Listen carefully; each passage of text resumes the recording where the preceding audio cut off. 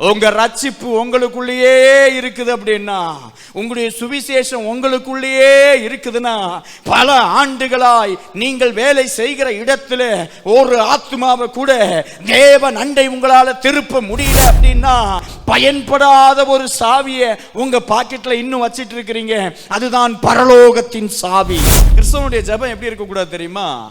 பிரச்சனையை மாத்துங்கன்னு சொல்லக்கூடாது. அந்த பிரச்சனையை மேற்கொள்ளுகிற ஒரு அபிஷேகத்தை எனக்கு தான், அந்த பிரச்சனையின் மீது ஏறி செல்லுகிற ஒரு வல்லமை எனக்கு தான். இயேசு என்கிற ஒரு மந்திர சொல் உங்களுக்கும் எனக்கும் கொடுக்கப்பட்டிருக்கிறது. அந்த சாமி எந்த மந்திரத்தை சொல்லி கொடுத்தாரு எங்களுக்கும் சொல்லுங்கன்னு கேட்காதீங்க. உங்களுக்கும் எனக்கும் அந்த மந்திரம் நன்றாகவே தெரியும். ஒற்றை வார்த்தை மந்திரம் தான் அது. உலகத்தை தலைகளாய் புரட்டி போடக்கூடிய ஒரு வார்த்தை. அந்த மந்திர சொல் தான் ஆண்டவராகிய இயேசு என்னும் நாமம் உள்ளது. எத்தனை பேர் விசுவாசிக்கிறீங்க? இருபுறமும் கருக்குள்ள ஒரு பட்டயம். கர்த்தருடைய வார்த்தை வேதம் எப்படி உருவகப்படுத்துகிறது, ஏசாயா தீர்க்கதரிசி எப்படி உருவகப்படுத்துகிறார் அப்படின்னு பார்த்தீங்கன்னா, கர்த்தருடைய வார்த்தைன்றது ஒரு ரப்பர் பால் மாதிரி. ஒரு ரப்பர் பாலை நீங்கள் அடிச்சிங்கன்னா மறுபடியும் திருப்பி உங்கள் கைக்கு என்ன பண்ணும், அது வரும். ஆண்டவருடைய வார்த்தையும் அப்படித்தானாம். பரலோகத்திலிருந்து யாரை நோக்கி கர்த்தர் தன்னுடைய வார்த்தையை அனுப்புகிறாரோ அவர்கள் மீது பட்டு அந்த வார்த்தை மீண்டும் கர்த்தரிடத்திற்கு திரும்புகிறது. அல்லேலூயா. அப்படின்னா என்னன்னா, யாருடைய வாழ்க்கையை மாற்ற வேண்டும், யாருடைய தேவையை சந்திக்க வேண்டும், யாருடைய கேள்விகளுக்கு பதில் சொல்ல வேண்டும் என்பதை தேவன் மிக தெளிவாய் அறிந்திருந்து அதற்கு ஏற்றாற்போல் தன்னுடைய வார்த்தைகளை சரியாய் நிதானித்து அனுப்பி அந்த வார்த்தைகள் கிரியை செய்ய வைத்து, வார்த்தைகள் கிரியை செய்த பின்பு அது தேவ சமூகத்திற்கு திரும்பி போகிறதாம். அல்லேலூயா. ஆண்டவருடைய வார்த்தையை பேசுகிறதினாலே அல்ல, ஆண்டவருடைய வார்த்தையை அபிஷேகம் உள்ள, வார்த்தையின் மீது கனம் உள்ள யார் பேசினாலும் அந்த வார்த்தை கிரியை செய்யக்கூடிய வார்த்தை. ஆமென். அநேக வேளைகளிலே தேவ சமூகத்திலே நாம் காத்திருக்கும் போது ஓர் எதிர்பார்ப்போடு காத்திருக்க நேரிடுகிறது. கர்த்தர் நமக்கு என்ன நன்மைகளை செய்ய போகிறார், அல்லது கர்த்தர் நம்முடைய வாழ்க்கையின் இந்த தேவைகளை எப்படி சந்திக்க போகிறார், அல்லது வெகு காலமாய் தேவன் சந்திக்காத ஒரு பிரச்சனை எப்படி இந்த பிரச்சனை சால்வ் ஆக போகுதுன்ற ஒரு எதிர்பார்ப்போடு தேவ சமூகத்திலே காத்திருப்பது நம்முடைய வழக்கம். ஆண்டவருடைய சமூகத்தில் நீங்களும் நானும் ஜெபிக்கும் போது ஒரு அழகான விஷயம் இருக்குது. ஜெபம் நம்முடைய வாழ்க்கையின் சூழ்நிலை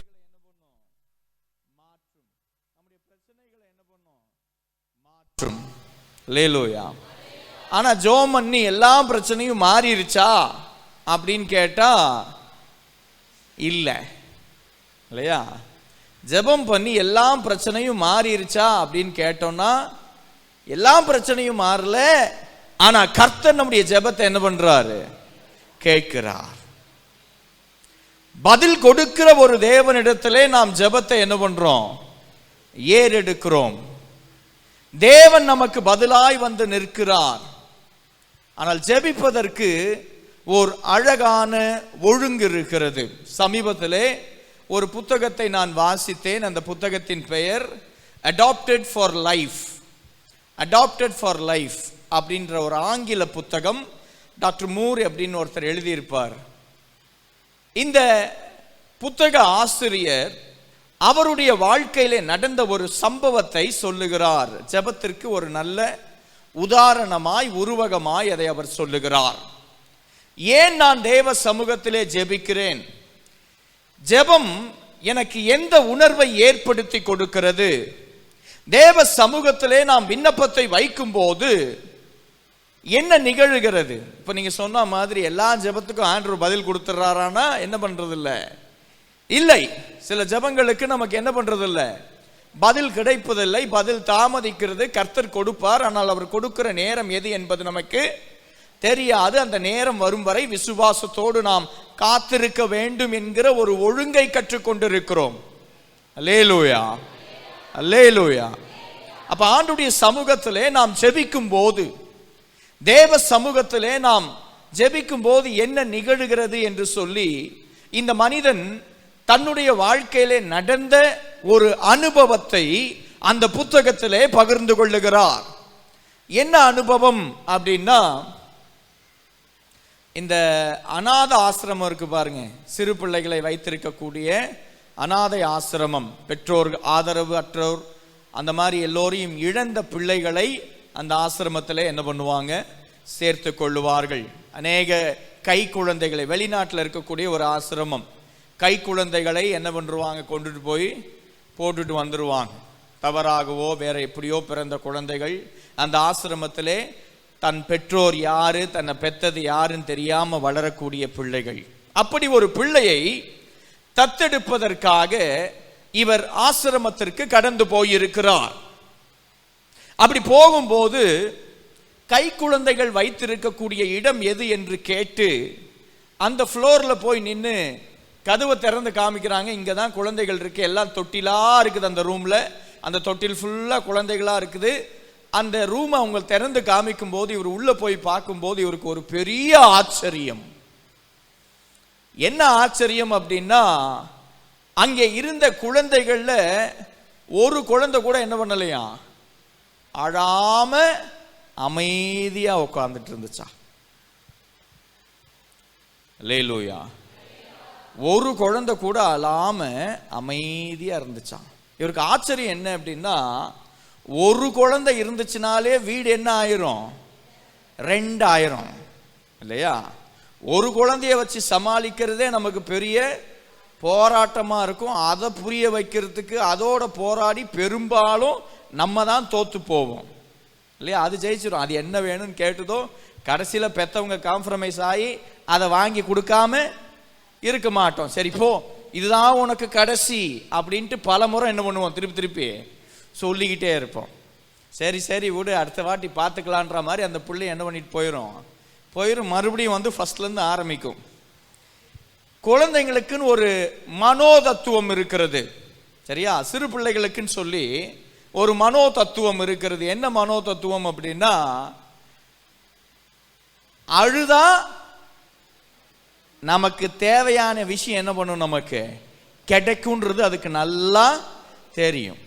அதுவும் யார்கிட்ட அழுதா அது நமக்கு கிடைக்கும்ன்றது அந்த பிள்ளைக்கு ரொம்ப நல்லா தெரியும். அப்படித்தானே.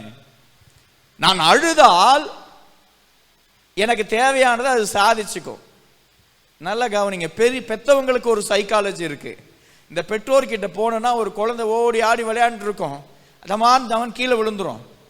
கீழே விழுந்த உடனே சிலர் ஐயோ புள்ள விழுந்துருச்சேன்னு ஓடி போய் என்ன பண்ணுவான், தூக்குவான். அந்த புள்ள ஓன அழுதும்.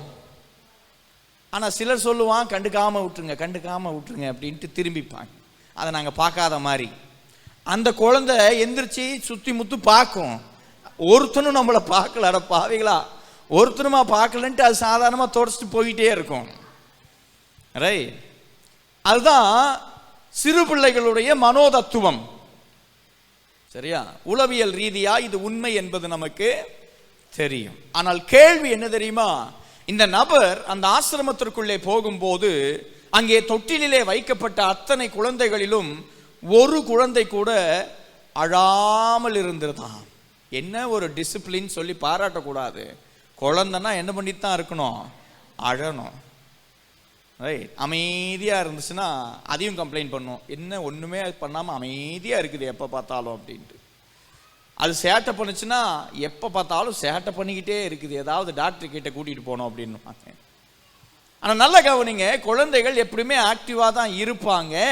ஆனால் குழந்தைகள் தனக்கு அங்கே இருந்த ஒரு மருத்துவரை போய் பார்த்து இவர் கேட்குறாரு, ஏன் இப்படி குழந்தைகள் ஏன் அழாமல் இருக்கிறது, குழந்தைனா அழணுமே, ஏன் அழாமல் இருக்கு இங்கே இருக்கிற குழந்தைகள்? அந்த மருத்துவர் சொன்ன ஒரு பதில் மிகுந்த ஆச்சரியமா இருந்ததாம். என்ன பதிலை அவர் சொன்னார் அப்படின்னா, இந்த குழந்தைகள் இந்த ஆசிரமத்திற்கு வரும்போது நல்லா அழுதுட்டு நல்லா சேட்டை பண்ணிட்டு இருந்த குழந்தைகள் தான்.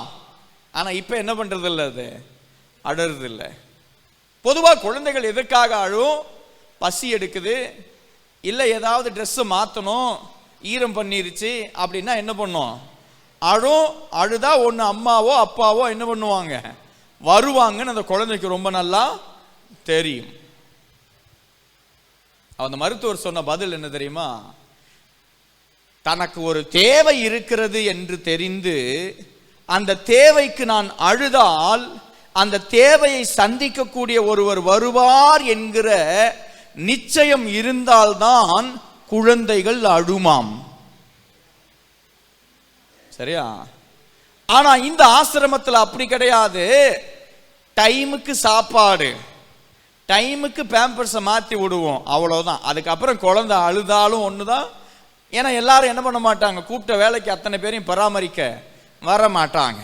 சம்பளத்துக்கு வேலை பார்க்குற ஆட்கள் சரியான நேரத்துக்கு வருவான், சரியான நேரத்துக்கு அந்த குழந்தைக்கு ஒரு பால் பாட்டில் கொடுத்துட்டு போயிட்டே இருப்பான், அவ்வளோதான். நாளாக நாளாக இந்த குழந்தைங்களோட மைண்டில் ஒரு விஷயம் பதிந்து விடுகிறது. என்ன அப்படின்னா, அழுது பிரயோஜனமே இல்லை. ஒரு கட்டத்தில் இந்த குழந்தைகள் அழுவதை நிறுத்தி கொண்டது. இந்த குழந்தைங்க அழவே அழாது அப்படின்னு சொன்னாங்க. அப்ப இந்த பிராங்க் மூர் என்ன சொல்றார் அப்படின்னா, ஜெபத்திற்கு இதை ஒரு அழகான உருவகமாய் பயன்படுத்துகிறார். நீ தேவ சமூகத்திலே போய் மன்றாடி கண்ணீர் சிந்தி ஆண்டவரே என்று கூப்பிடும் போது அவர் உடனே உனக்கு பதில் கொடுக்கிறாரோ இல்லையோ, ஆனா கூப்பிடுவது எதை தெரியுமா காமிக்குது? என்னை நேசிக்க கூடிய ஒருவர் எனக்காக இருக்கிறார் என்கிற ஒரு உணர்வை உன்னுடைய ஜெபம் ஏற்படுத்தி கொடுக்கிறது. அல்லேலூயா.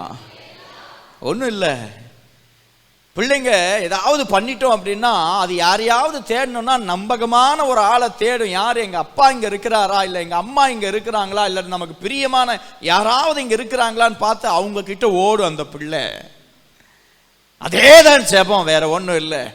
என் வாழ்க்கையில் ஒரு பிரச்சனை, என் வாழ்க்கையில் ஒரு போராட்டம், என் சூழ்நிலை கைமீறி போய்விட்டது என்று தெரிந்த மாத்திரத்தில் எங்கடா போய் நம்ம அடைக்கலம் புகுவது என்று தேடும் போது என் ஆண்டவர் விரிந்த கரங்களோடு மகனே மகளே வா என்று அன்போடு அன்பின் கயிறுகளால் நம்மை கட்டி இழுக்க அவர் ஆயத்தமாய் இருக்கிறார். அவருடைய சமூகத்திற்கு ஓடுகிறோம் பாருங்க, அதுதான் ஜெபம். அல்லேலூயா. உன் ஜெபத்தை கேட்டு உடனே ஆண்டவர் பதில் கொடுத்துட்டாருன்னு ஃபீல் பண்ணாதீங்க, இல்லை பதில் கொடுக்கலன்னு ஃபீல் பண்ணாதீங்க. அவர் பதில் கொடுக்கிறாரோ கொடுக்கலையோ, ஆனால் அவர் பதில் கொடுத்தா சரியான நேரத்தில் சரியான ஒரு பதிலாக இருக்கும். விசுவாசிக்கிறீங்களா? அந்த பதிலுக்காய் காத்திருப்போம். ஆனால் ஜெபிப்பதை ஒரு நாளும் தவற விடாமல் தேவ சமூகத்திலே நீங்கள் போகிறீர்கள் ஒரு தேவையோடு, ஒரு விண்ணப்பத்தோடு, ஒரு மன்றாட்டோடு, ஒரு கதறுதலோடு அப்படின்னா அது எதை தெரியுமா காமிச்சு கொடுக்குது? இந்த அளவுக்கு என்னை நேசிக்கக்கூடிய ஒருவர் இருக்கிறார். அல்லேலூயா, அல்லேலூயா. தேவ சமூகத்திலே நாம் ஏறெடுக்கிற எல்லா விண்ணப்பங்களுக்கும் கர்த்தர் நமக்கு செவி கொடுக்கிற ஒரு ஆண்டவராய் இருக்கிறார். உங்கள் வேதாகமத்தை மத்தேயு எழுதின சுவிசேஷம் 16ஆம் அதிகாரத்திற்கு நேராய் திருப்பிக் கொள்ளுங்கள். மத்தேயு 16வது அதிகாரம்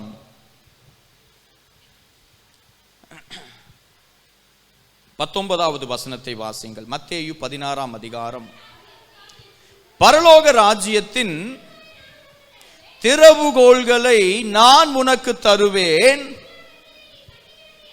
பூலோகத்திலே நீ கட்டுகிறது எதுவோ அது பரலோகத்திலே கட்டப்பட்டிருக்கும், பூலோகத்திலே நீ கட்டவிழ்ப்பது எதுவோ அது பரலோகத்திலும் கட்டவிழ்க்கப்பட்டிருக்கும். அல்லேலூயா, அல்லேலூயா. எவ்வளவு பெரிய ஒரு ஆசீர்வாதத்தை பேதுரு பெற்றுக்கொள்ளுகிறான், எவ்வளவு பெரிய ஆசீர்வாதத்தை சபை பெற்றுக்கொண்டது, எவ்வளவு பெரிய ஆசீர்வாதத்தை இன்று நீங்களும் நானும் பெற்றிருக்கிறோம். என்ன ஆசீர்வாதம் தெரியுமா? பரலோக ராஜ்யத்துடைய சாவியை கர்த்தர் நம்ம கையில கொடுத்திருக்கிறார். பூட்டை நம்ம கையில கொடுத்திருந்தாருன்னா என்ன அர்த்தம்னா, ஒன்னுத்த மூடலாம். சாவியை நம்ம கையில கொடுத்திருக்கிறாருன்னா என்ன பண்ணலாம்? திறக்கலாம். அல்லேலூயா. ஆண்டவர் சொல்றாரு பாருங்க, மனிதனின் கண்ணுக்கு புலப்படாத ஒரு தற்காலிகமான வாழ்க்கை வாழுகிற ஒரு மனிதனுடைய கையில நித்திய ஜீவனுக்கு போகக்கூடிய ஒரு பரலோக ராஜ்யத்தின் சாவியை கர்த்தர் கொண்டு வந்து இந்தாப்பா வச்சுக்கோன்னு கொடுக்கிறார் அப்படின்னா இது எவ்வளவு பெரிய ஒரு மேன்மையான ஆசீர்வாதமாய் இருக்க வேண்டும். அல்லேலூயா. ஒரு சராசரி மனிதன் பூமியில் இருக்கிற சாவியை கையாளுவதற்கே அவன் யாரு கிடையாது, பாத்திரவான் கிடையாது. அப்படித்தானே? எத்தனை முறை சாவியை தொலைச்சிருக்கிறோம், இல்லை எத்தனை முறை சாவியை மறந்து எங்கேயோ வச்சிருக்கிறோம், எத்தனை முறை பூட்டை உடைச்சிருக்கிறோம். நம்ம ஆட்கள் மொபைல் ஃபோனில் பேசிக்கிட்டே எங்கடா மொபைல் ஃபோனு தேடுற ஆட்கள் இல்லையா? மொபைல் ஃபோனில் பேசிக்கிட்டே இருப்போம், இங்கே தானே என் ஃபோனை வச்சேன் எங்கே அப்படின்னு பேசிக்கிட்டே என்ன பண்ணுவான், தேடுவான். அந்த அளவிற்கு மறதி உள்ள பூமியின் பொருட்களையே கையாள முடியாத ஒரு மனிதனிடத்தில் தேவன் பரலோகத்திற்கு போகிற சாவியை ஒப்படைக்கிறார். அல்லேலூயா. ஹாஸ்டல் இருக்கும் பாருங்க, ஹாஸ்டல்ல விடுதிகளில் வார்டன் இருப்பார். இந்த வார்டன் கிட்ட ஒரு சாவி இருக்கும். அதுல ஒரு 300 ரூம் இருக்கும் அந்த விடுதியில. அவர் கையில ஒரு மாஸ்டர் கீன்னு ஒன்று சொல்லுவாங்க. இந்த சாவியை வைத்து இந்த வார்டன் என்ன செய்வார் அப்படின்னு பார்த்தீங்கன்னா எல்லா ரூமையும் என்ன பண்ண முடியும், அவரால் திறக்க முடியும். சரியா? அந்த விடுதியில தங்கி இருக்கிறவர்கள் அவங்கவுங்க ரூமை திறக்கிற சாவி மட்டும்தான் அவங்க கிட்ட இருக்கும். ஆனா எல்லா ரூமையும் திறக்கக்கூடிய ஒரு சாவி இந்த வார்டன் கிட்ட என்ன பண்ணும், இருக்கும். உங்களுக்கும் எனக்கும் தேவன் கொடுத்திருக்கிற ரட்சிப்பு அப்படிப்பட்ட ஒரு சாவி. அல்லேலூயா. அதை வச்சு உங்க ரூமை மட்டும் இல்ல, எல்லார் பிரச்சனைகளையும், எல்லா போராட்டங்களையும், எல்லாருடைய தேவைகளையும் திறக்கக்கூடிய ஒரு அதிகாரத்தை தேவன் நமக்கு கொடுத்திருக்கிறார். அல்லேலூயா. பரலோகத்தின் திறவுகோள்களை நான் உனக்கு தருகிறேன். பூலோகத்திலே நீ கட்டுகிறது எதுவோ அது பரலோகத்தில் கட்டப்பட்டிருக்கும். பூலோகத்திலே நீ கட்டவிழ்ப்பது எதுவோ அது பரலோகத்திலும் கட்டுறது. கட்டவிழ்க்கிறது அப்படின்னாலே நமக்கு பிசாசு தான் என்ன பண்ணும், ஞாபகத்துக்கு வரும். பூமியில பிசாசை கட்டிட்டா அது பரலோகத்தில் என்ன ஆயிரும், கட்டிடும். பரலோகத்தில் ஏது பிசாசு? நானும் கேட்குறேன், நீங்களும் கட்டிடும். என்ன பண்றீங்க, கோரஸா பதில் சொல்றீங்க பாருங்க. பூமியில நீங்க பிசாசை கட்டினா பரலோகத்தில் பிசாசு என்ன பண்ணிடுமா? பரலோகத்தில் ஏது பிசாசு? பெரும்பாலும் இந்த வசனத்தை நாம் எப்படி புரிந்து கொள்ளுகிறோம் அப்படின்னா, பிசாசை கட்டுறதுக்கு அந்த வல்லமையை கர்த்தர் நமக்கு கொடுத்திருக்கிறாரு. இயேசுவின் நாமத்தில் பிசாசை என்ன பண்ண முடியும், நம்மளால துரத்த முடியும். துரத்துவதற்கான அதிகாரத்தை இயேசுவின் வல்லமையுள்ள நாமம் நமக்கு கொடுத்திருக்கிறது. அல்லேலூயா. ஆனால் இது பிசாசு விரட்டுறது மட்டும் பற்றி சொல்லப்பட்டது அல்ல. பேதுருவிடத்திலே இயேசு சொல்லுகிறார், பூலோகத்திலே நீ கட்டுகிறது எதுவோ அது பரலோகத்திலே கட்டப்பட்டிருக்கும். பூலோகத்திலே நீ கட்டவிழ்ப்பது எதுவோ அது பரலோகத்திலும் கட்டவிழ்க்கப்பட்டிருக்கும். அல்லேலூயா.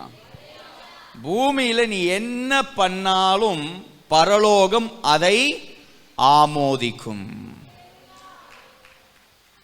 பூமியில நீ எதை செய்தாலும் பரலோகம் அதை ஏற்றுக்கொள்ளும். பரலோகம் அதற்கு செவி கொடுக்கும். பரலோகம் அதற்கு பதில் கொடுக்கும். ஏன் அப்படின்னா, நான் என் சுய தேவையை கொண்டு போய் தான் தேவ சமூகத்தில் என்ன பண்றேன், வைக்கிறேன். எது போன்ற தேவைகளை வைப்போம்? ஆண்டவரே, சரீர பலவீனம், இல்லை கடன் பிரச்சனை, இல்லை போராட்டம், இல்லை வீடு காலி பண்ண சொல்லிட்டாங்க, இல்லை ஒரு நபர் எனக்கு எப்போவுமே குடைச்சல் கொடுத்துட்டு இருக்கிறான், இல்லை வேலை ஸ்தலத்தில் என்ன இப்படி சந்தேகப்பட்டுட்டான், இல்லை இவன் இப்படி என்ன அவதூறாக பேசிட்டான், இல்லை இந்த இடத்துல எனக்கு சம்பளம் சரியில்லை, ஒரு நல்ல வேலையா ரெட்டிப்பான சம்பளத்தை என்ன பண்ணணும், கொடுக்கணும். இது எல்லாமே தேவைகள் தான். இதை இல்லை என்று நான் மறுக்கவில்லை. ஒரு தேவையோடு தான் இந்த இடத்துல அமர்ந்திருப்போம். உங்க தேவைகளை சந்திப்பதற்கு என் ஆண்டவருக்கு ஒரு நொடி பொழுது போதும். ஆனால் சில வேளைகளிலே தேவன் அதை எடுத்த மாத்திரத்திலே சந்திக்காமல் ஒரு கால தாமதம் என்ன பண்றாரு, செய்கிறார். என் தேவைகள் எல்லாம் என்னுடைய சுயநல எண்ணமா தான் என்ன பண்ணும் இருக்கும். ரைட். ஆண்டவரே, இன்னைக்கு இன்டர்வியூக்கு போறேன் ஆண்டவரே, இந்த இன்டர்வியூல எனக்கு என்ன பண்ணணும், வேலை கிடைக்கணும். அந்த இன்டர்வியூல உனக்கு வேலை கிடைச்சா தேவையோடு பலவீனத்தோடு பிரச்சனையோடு மற்றவெல்லாம் வந்து உட்கார்ந்து இருப்பானே, அவனுக்கெல்லாம் என்ன பண்ணக்கூடாது, வேலை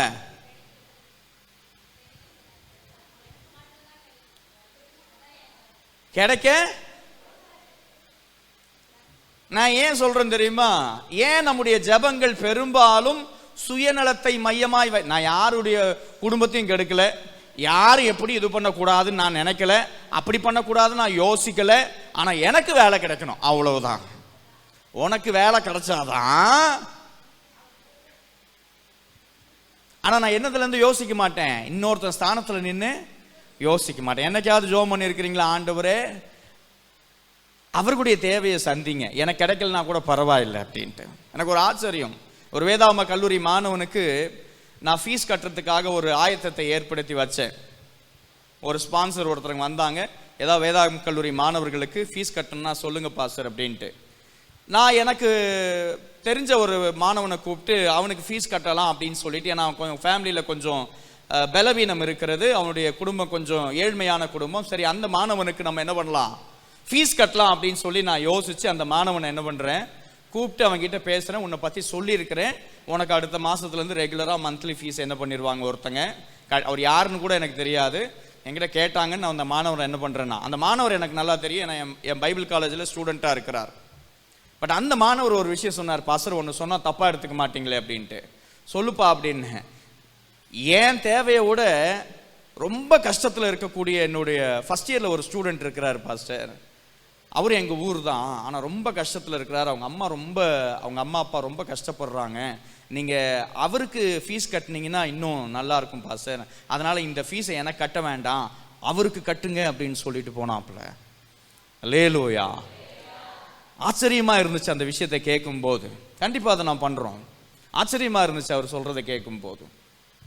நான் என்ன கேட்குறேன் அப்படின்னா, என்னுடைய ஜெபங்கள், தேவ சமூகத்திலே நான் வைக்கிற விண்ணப்பங்கள் முற்றிலும் சுயநல நோக்கத்தோடு இருக்கக்கூடிய ஒன்றா இருக்குதா இல்லையான்னு நம்ம என்ன பண்ணணும், யோசிக்கணும்.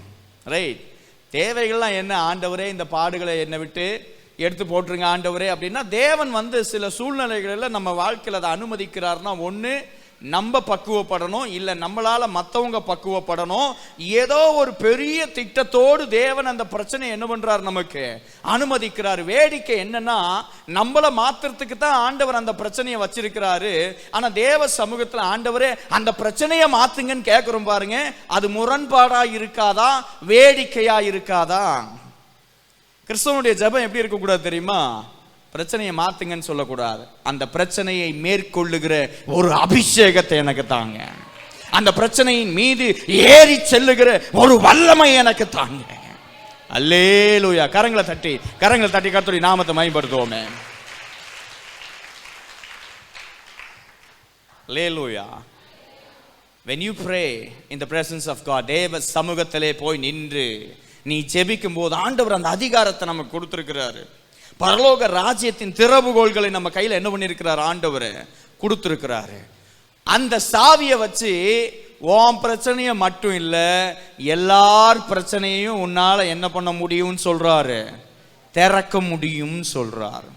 கிறிஸ்தவ விசுவாசிகள் நீங்களும் நானும் தெரிஞ்சுக்கிட்ட ஒரு பெரிய சத்தியம் என்ன அப்படின்னா, இயேசு.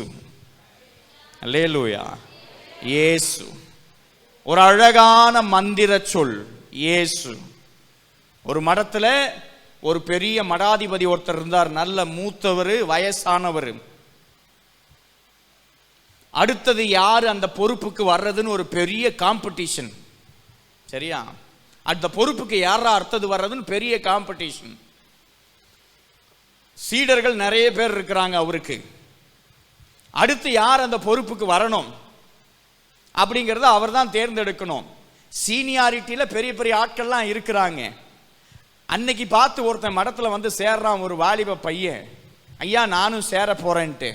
தாராளமா போய் சேர்ந்துக்கோ அப்படின்ட்டு சொல்லும் போது அந்த மடாதிபதி தான் உன்னை இன்டர்வியூ எடுப்பாரு. நேரா உள்ள போறான். உள்ள போகும்போது அந்த மூத்த வயதான அந்த நபர் அவரை பார்த்து கேட்கிறார், அப்பா உன் காதுல ஒரு மந்திரத்தை என்ன பண்ணுவேனா சொல்லுவேன், சரியா? உன் காதுல ஒரு மந்திரத்தை சொல்லுவேன். அந்த மந்திரத்தை இந்த மடத்துல இருந்து நீ போற வரைக்குமோ இல்லை உன் லைஃப்ல நீ சாகிற வரைக்கும் யாருக்கிட்ட என்ன பண்ணக்கூடாது, சொல்லக்கூடாது. அது ஒரு தகுதி டெஸ்ட், ஒரு தகுதி தேர்வு. நீ இந்த இடத்துல இருப்பதற்கு சரியான ஒரு நபரா அப்படின்னா, இந்த மடத்திலேயே நீ இருக்கணும், தொடர்ந்து இருக்கணும் அப்படின்னா, இந்த பொறுப்புல இருக்கணும் அப்படின்னா, நான் ஒரு மந்திரத்தை சொல்லி தருவேன். அந்த மந்திரத்தை என்ன பண்ணக்கூடாது, நீ யாருக்கிட்டையும் சொல்லிடக்கூடாது. சரிங்க ஐயா, நான் சொல்ல மாட்டேன். ஆனால் எனக்கு ஒரே ஒரு டவுட் என்ன அப்படின்ட்டு, அந்த மந்திரத்தை யாருக்கிட்டையாவது சொன்னா என்ன நடக்கும் அப்படின்னு கேட்டானா. அந்த மந்திரத்தை சொன்னா கேட்கிறவன் எவனோ அவன் வாழ்க்கையில் இருக்கிற எல்லா பிரச்சனைகளும் என்ன பண்ணிடும், தீந்துரும். கேட்கிறவன் எவனோ அவன் வாழ்க்கையில எந்த வியாதியும் இருக்காது, எந்த போராட்டமும் இருக்காது, எந்த பலவீனமும் இருக்காது. அப்புறம் ஏன் அதை சொல்லக்கூடாதுன்னு சொல்றீங்க? பிரச்சனை எல்லாம் தீந்துருச்சுன்னா எவனும் நம்மளை தேடி என்ன பண்ண மாட்டான், வரமாட்டான். அதனால என்ன பண்ணக்கூடாது, யாருக்கிட்டையும் இதை சாகிற வரைக்கும் சொல்லிடக்கூடாது. தோ இந்த மடத்துல இருக்கிறாங்க பாரு இத்தனை பேரும், ஏன் இங்க இருக்கிறான் தெரியுமா? அவனுக்கு பல வருஷத்துக்கு முன்னாடி அந்த மந்திரத்தை சொல்லி கொடுத்தேன். இன்னைக்கு வரைக்கும் அவன் அந்த சீக்கிரட்டை என்ன பண்ணிட்டு இருக்கிறான், மெயின்டைன் பண்ணிட்டு அடுத்த பதவிக்கு லைன் கட்டி என்ன பண்றான், நிக்கிறான் அப்படின்னு. இந்த வாலிபன் வேக வேகமா போனான் வெளியே. ஏதோ ஒரு நிமிஷத்துல வந்துடுறேன் சாமின்ட்டு போய் அந்த ஊர்ல இருக்கிற உயரமான ஒரு மரத்து மேல ஏறினா. அந்த மரம் உச்சியில நின்று அந்த ஊர் மக்கள் கேட்கிற மாதிரி அந்த மந்திரத்தை சத்தம் போட்டு சொன்னானா. கூட இருந்த சீடர்கள்லாம் பார்த்துட்டு, சாமி அவன் என்ன துரோகம் பண்ணிட்டான் பாருங்க, ஒரு நாள் கூட என்ன பண்ணல அந்த சீக்கிரட்டை காப்பாத்தி வைக்கல. நாங்க பல வருஷமா என்ன பண்ணி வச்சிருக்கிறோம், அந்த சீக்கிரட்டை காப்பாத்தி வச்சிருக்கிறோம், ஒரு நாள் கூட சீக்கிரட்டை காப்பாற்ற முடியல, இவெல்லாம் இங்க இருக்கிறதுக்கு தகுதியே இல்லைன்ன உடனே அந்த மடாதிபதி சொன்னாராம், தம்பி இறங்கி வா, இந்த பதவிக்கு நீதான் சரியான ஒரு நபர் என்று சொல்லி. அல்லேலூயா. இயேசு என்கிற ஒரு மந்திர சொல் உங்களுக்கும் எனக்கும் கொடுக்கப்பட்டிருக்கிறது. அந்த சாமி எந்த மந்திரத்தை சொல்லி கொடுத்தாரு எங்களுக்கும் சொல்லுங்கன்னு கேட்காதீங்க. உங்களுக்கும் எனக்கும் அந்த மந்திரம் நன்றாகவே தெரியும். ஒற்றை வார்த்தை மந்திரம் தான் அது. உலகத்தை தலைகளாய் புரட்டி போடக்கூடிய ஒரு வார்த்தை. அந்த மந்திர சொல் தான் ஆண்டவராகிய இயேசு என்னும் நாமம். அல்லேலூயா, அல்லேலூயா. ஆனா நினைப்பு என்ன தெரியுமா, இந்த இயேசுவை நான் ஏத்துக்கிட்டேன், இந்த இயேசுவை என் குடும்பம் ஏத்துக்குச்சு, இந்த இயேசுவை ஏன் உறவுக்காரங்களாம் ஏத்துக்கிட்டாங்க, ஆனா என் பக்கத்து வீட்டுக்காரன் ஏத்துக்கிட்டானா ஏத்துக்கலையா, அவன் எத்தனை வாட்டி சொன்னாலும் என்ன பண்ண மாட்டேங்கிறான், கேட்கவே மாட்டேங்கிறான். அவன் மேல எனக்கு சொல்லதான் முடியும், அவன் தான் என்ன பண்ணணும் கேட்க. அப்படி அல்ல, நல்லா புரிஞ்சுக்கோங்க. உன்னை நேசிக்கிறது போல எந்த அளவுக்கு இந்த ரட்சிப்பு உங்களுடைய வாழ்க்கையை மாற்றி இருக்கிறதோ, அதே அளவிற்கு இந்த ரட்சிப்பு பல பேருடைய வாழ்க்கையை மாற்ற வேண்டும் என்கிற தாகம், அந்த வாஞ்சை இல்லைன்னா ரட்சிப்பு உங்களுக்கு எனக்கும் கையாள தெரியலன்னு அர்த்தம். அல்லேலூயா. அந்த மந்திரத்தை இருதயத்துக்குள்ள வச்சுக்கிட்டு பல வருடங்களாக பல ஆண்டுகளாக சீக்கிரட்டை மெயின்டைன் பண்ணிக்கிட்டே உட்கார்ந்து இருக்கிறோம். நீங்களும் நானும் பரலோகத்தின் திறவுகோள்களை கையாளுவதற்கு தகுதி இல்லாத ஒரு நபராய் மாறிவிடக்கூடும். நான் சொல்றது புரியுதா? உங்க ரட்சிப்பு உங்களுக்குள்ளேயே இருக்குது அப்படின்னா, உங்களுடைய சுவிசேஷம் உங்களுக்குள்ளேயே இருக்குதுன்னா, பல ஆண்டுகளாய் நீங்கள் வேலை செய்கிற இடத்துல ஒரு ஆத்மாவை கூட தேவன் அண்டை உங்களால திருப்ப முடியல அப்படின்னா, பல வருடங்களாய் உங்களுக்கு சிநேகிதனாய் இருக்கிற உன்னுடைய நண்பன் இன்னும் இயேசுவை அறிகிற அறிவுக்குள்ளே வரவில்லை என்று சொன்னால், பல ஆண்டுகளாய் உங்களுடைய உறவுக்காரன் உன் தூரத்து சொந்தக்காரன் அவனிடத்திலே இயேசுவை ஏற்றுக்கொள்ள குறித்து ஒரு வார்த்தை கூட நீங்கள் சொல்லாமல் இருந்திருப்பீர்கள் என்று சொன்னால், பயன்படாத ஒரு சாவியை உங்க பாக்கெட்ல இன்னும் வச்சிட்டு இருக்கிறீங்க. அதுதான் பரலோகத்தின் சாவி. அல்லேலூயா. எத்தனை பேருக்கு திறந்து விட்டுருக்கிறீங்க? மாமியார் யாரை நம்பி சாவியை ஒப்படைப்பா?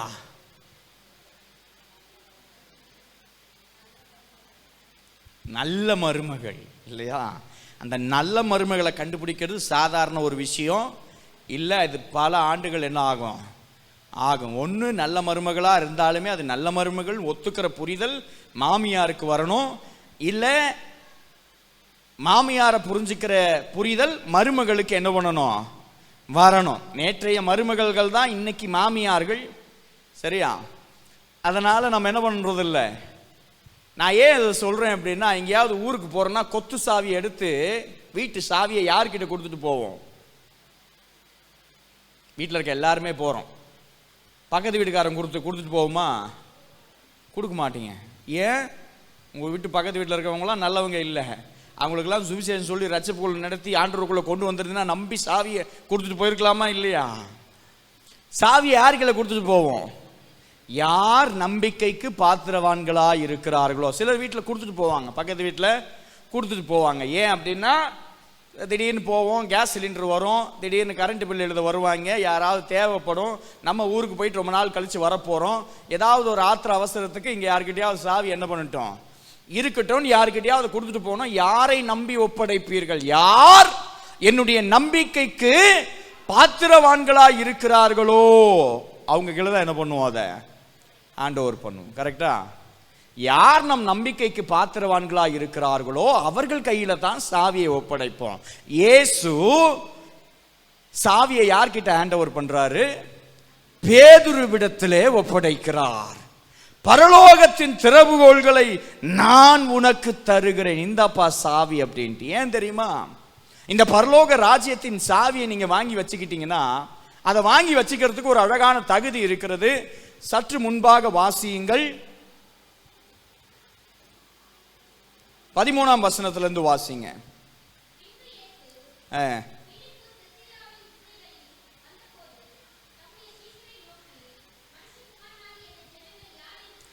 இயேசு சீஷர்களை பார்த்து ஒரு கேள்வி கேட்கிறார். என்ன கேள்வி? நல்லா கவனிங்க. இயேசு சீஷர்களை பார்த்து ஒரு கேள்வி கேட்கிறாரு. எல்லோரும் என்ன யார் என்று சொல்லுகிறார்கள்? என்ன யாருன்னு சொல்றாங்கன்னு கேட்கிறாங்க. அதுக்கு என்ன பதில் சொல்றாங்க? இயேசுவே, நீங்க பண்ற அற்புதத்தெல்லாம் பார்த்து சிலர் என்ன பண்றான், உங்களை யோவான் ஸ்நானகன் சொல்றான், சிலர் எலியான்னு சொல்றான், இன்னும் சிலர் எரேமியான்னு சொல்றான். ஆனால் தீர்க்கதரிசிகள்ல ஏதோ ஒரு தீர்க்கதரிசி தான்ப்பா இவரு, சாதாரண ஆள் இல்லைன்னு சொல்றான்.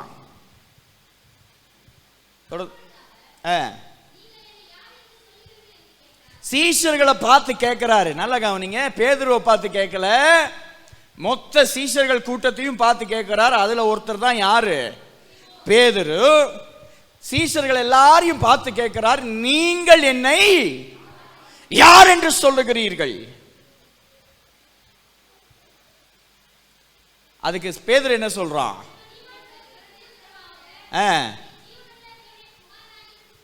நீர் ஜீவனுள்ள தேவனுடைய குமாரனாகிய கிறிஸ்து.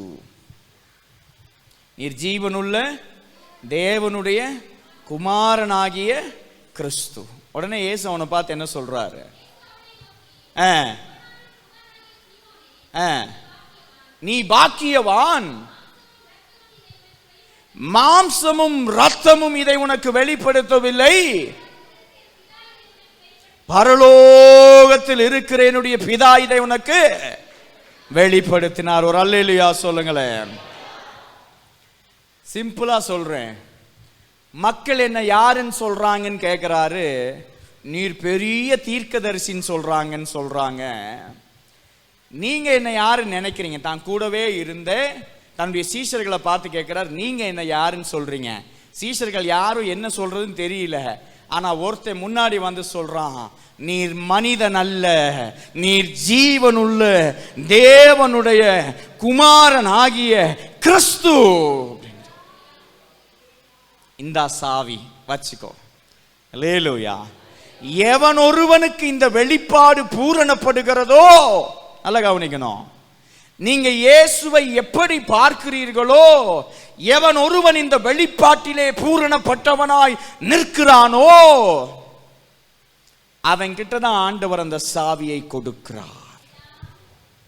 எல்லா சீஷர் கையிலையும் சாவியை கொடுக்கல. பரலோகத்தின் திறவுகோல்களை நான் உனக்கு தருவேன். ஏன்னா இயேசுவை தேவன் என்றோ மேசியா என்றோ நம்பாத ஒருத்தன் கண்டிப்பா பரலோகத்திற்கு ஒருத்தரை என்ன பண்ணிட்டு போக முடியாது, கூட்டிட்டு போக முடியாது. சீஷர்கள் எல்லோரும் இன்னும் அந்த நம்பிக்கைக்குள்ள பூரணமா வரல. இயேசுவோட போறான், இயேசுவோட வர்றான், எங்க போனாலும் அவர் கூட போவோம், சாப்பாட்டுக்கு குறை இல்லை, எதையாவது என்ன பண்ணுவார், அவரு கொடுத்துருவாரு. சீஷர்களோடு தான் இயேசு வாக் பண்றாரு, சீஷர்களோடு தான் இயேசு என்ன பண்றாரு, ஊழியம் பண்றாரு. எங்க போனாலும் அவங்க கூட தான் போறாரு, அவங்க கூட தான் வர்றாரு. திடீர்னு களைப்பா இருக்கு, நான் உட்காந்துருக்கேன், நீங்க போய் சாப்பாடு வாங்கிட்டு வாங்கன்னு அனுப்பி விடுறாரு.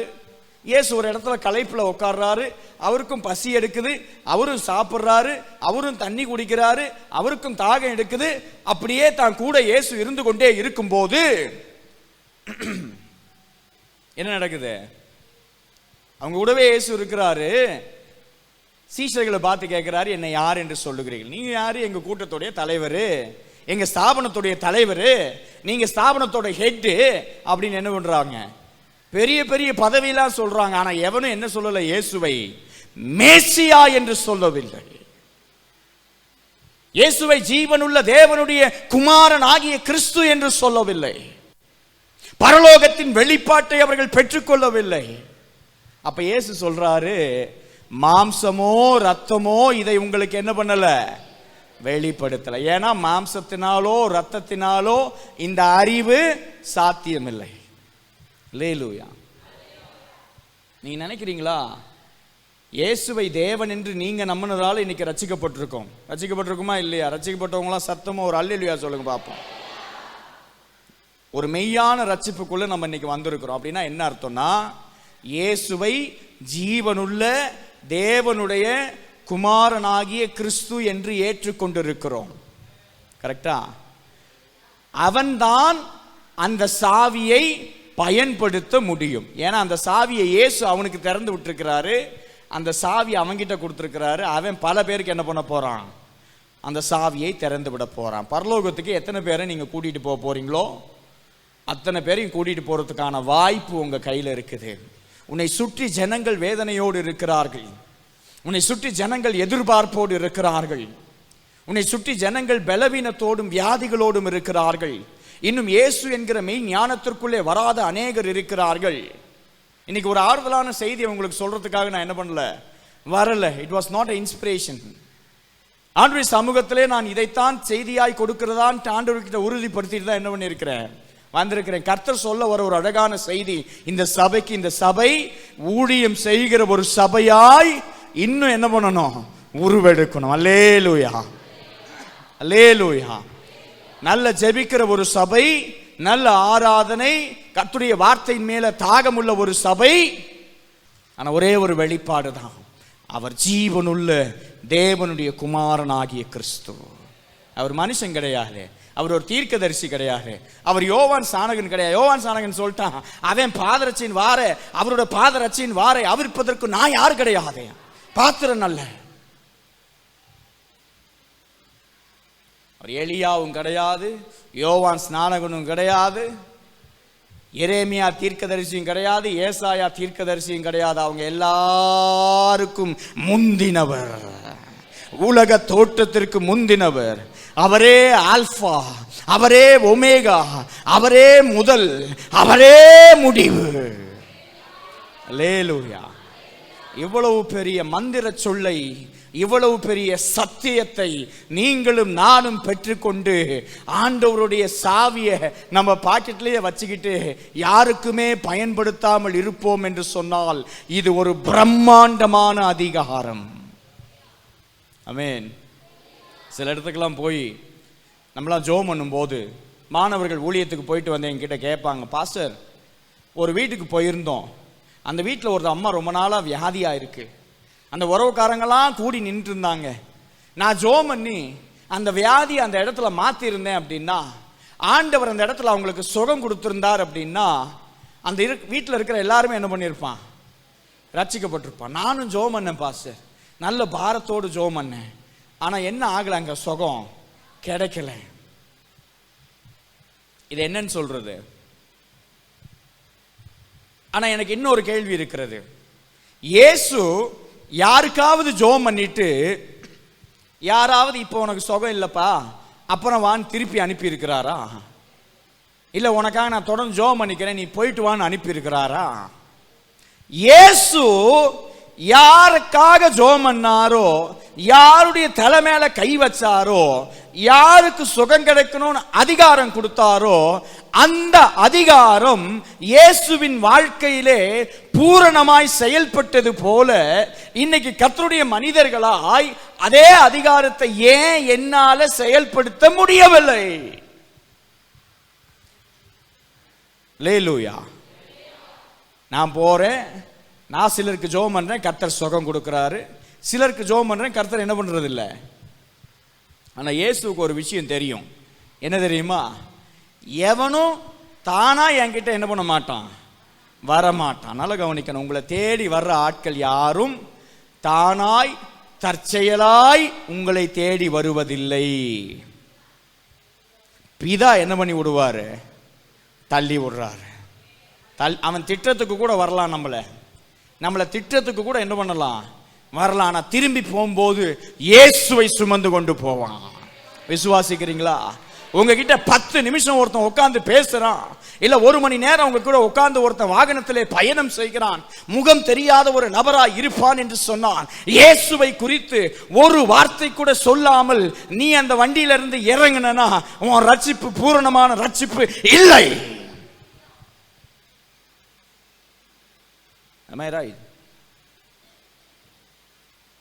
உங்க வாழ்க்கையில் அந்த ரட்சிப்பு எப்ப கிரியை செய்யும் தெரியுமா? உங்களை இருக்க விடாது. ஓடி போய் சொல்றான், வெள்ள நிவாரண நிதி 6000 ரூபாய் கொடுத்துட்டாங்களாம், நான் வாங்கிட்டேன், நீ வாங்கிட்டியா? ஒரு அம்மா காலையில போய் லைன்ல முதல்ல நின்று வாங்கிருச்சு. அது கையில 6000 ரூபாய் வந்துருச்சு. வெள்ளம் அது வீட்டுக்குள்ள வரல, சோத்துறோம். ஆனா 6000 ரூபாய் என்ன பண்ணிருச்சு, வந்துருச்சு. ஐயோ 6000 ரூபாய் வந்துருச்சே அப்படின்ட்டு அதால அடக்கி வச்சுக்கிட்டு சும்மா இருக்க முடியல. முதல்ல போய் வீட்டில் இருக்கிறவெல்லாம் கதவை தட்டி 6000 ரூபாய் வாங்கிட்டீங்களா? என்னங்க நான் வாங்கிட்டேன் பாருங்க. நான் தான் முதல் ஆளா போய் 6000 ஓவாய்க்கு இந்த அளவுக்கு நீ உண்மையா இருப்பாய் என்று சொன்னால் 1000 ஆண்டுகள் தேவ சமூகத்திலே நித்தியமாய் வாழப் போகிற ஒரு வாழ்க்கை குறித்த ஒரு பெரிய வெளிப்பாட்டை தேவன் உங்களுக்கும் எனக்கும் கொடுத்திருக்கிறாரே. அதை சொல்லுவதற்கு நீங்களும் நானும் எந்த அளவிற்கு தீவிரமாய் செயல்பட வேண்டி இருக்கிறது. அல்லேலூயா, அல்லேலூயா. பேதுரு செய்வான், அவன் முந்திரி கொட்டை தான், சரியா? அவன் ஒரு ஆர்வ கோளாறு தான், ஆனா அவன் செய்வான் அப்படின்னு இயேசு பேதுருவை நம்புகிற அந்த நம்பிக்கை எப்ப வந்தது தெரியுமா? இயேசுவை அவன் சராசரி மனிதன் அல்ல, நீர் ஜீவனுள்ள தேவனுடைய குமாரனாகிய கிறிஸ்து. அவ்வளவுதான் வெளிப்பாடு, அவ்வளவுதான் வெளிப்பாடு. இந்த வெளிப்பாட்டை உன் இருதயத்துல சுயநலம் இல்லாம நீ நம்பினேன்னு வச்சுக்கோங்க, சுயநலம் இல்லாமல் சுய தேவைகளை முன்னாடி வைக்காம ராஜ்யத்தின் தேவைகளை நீ முன்வைத்து செயல்படும் போது தேவன் உன் மூலமாய் கிரியை செய்ய அவர் போதுமானவராய் இருக்கிறார்.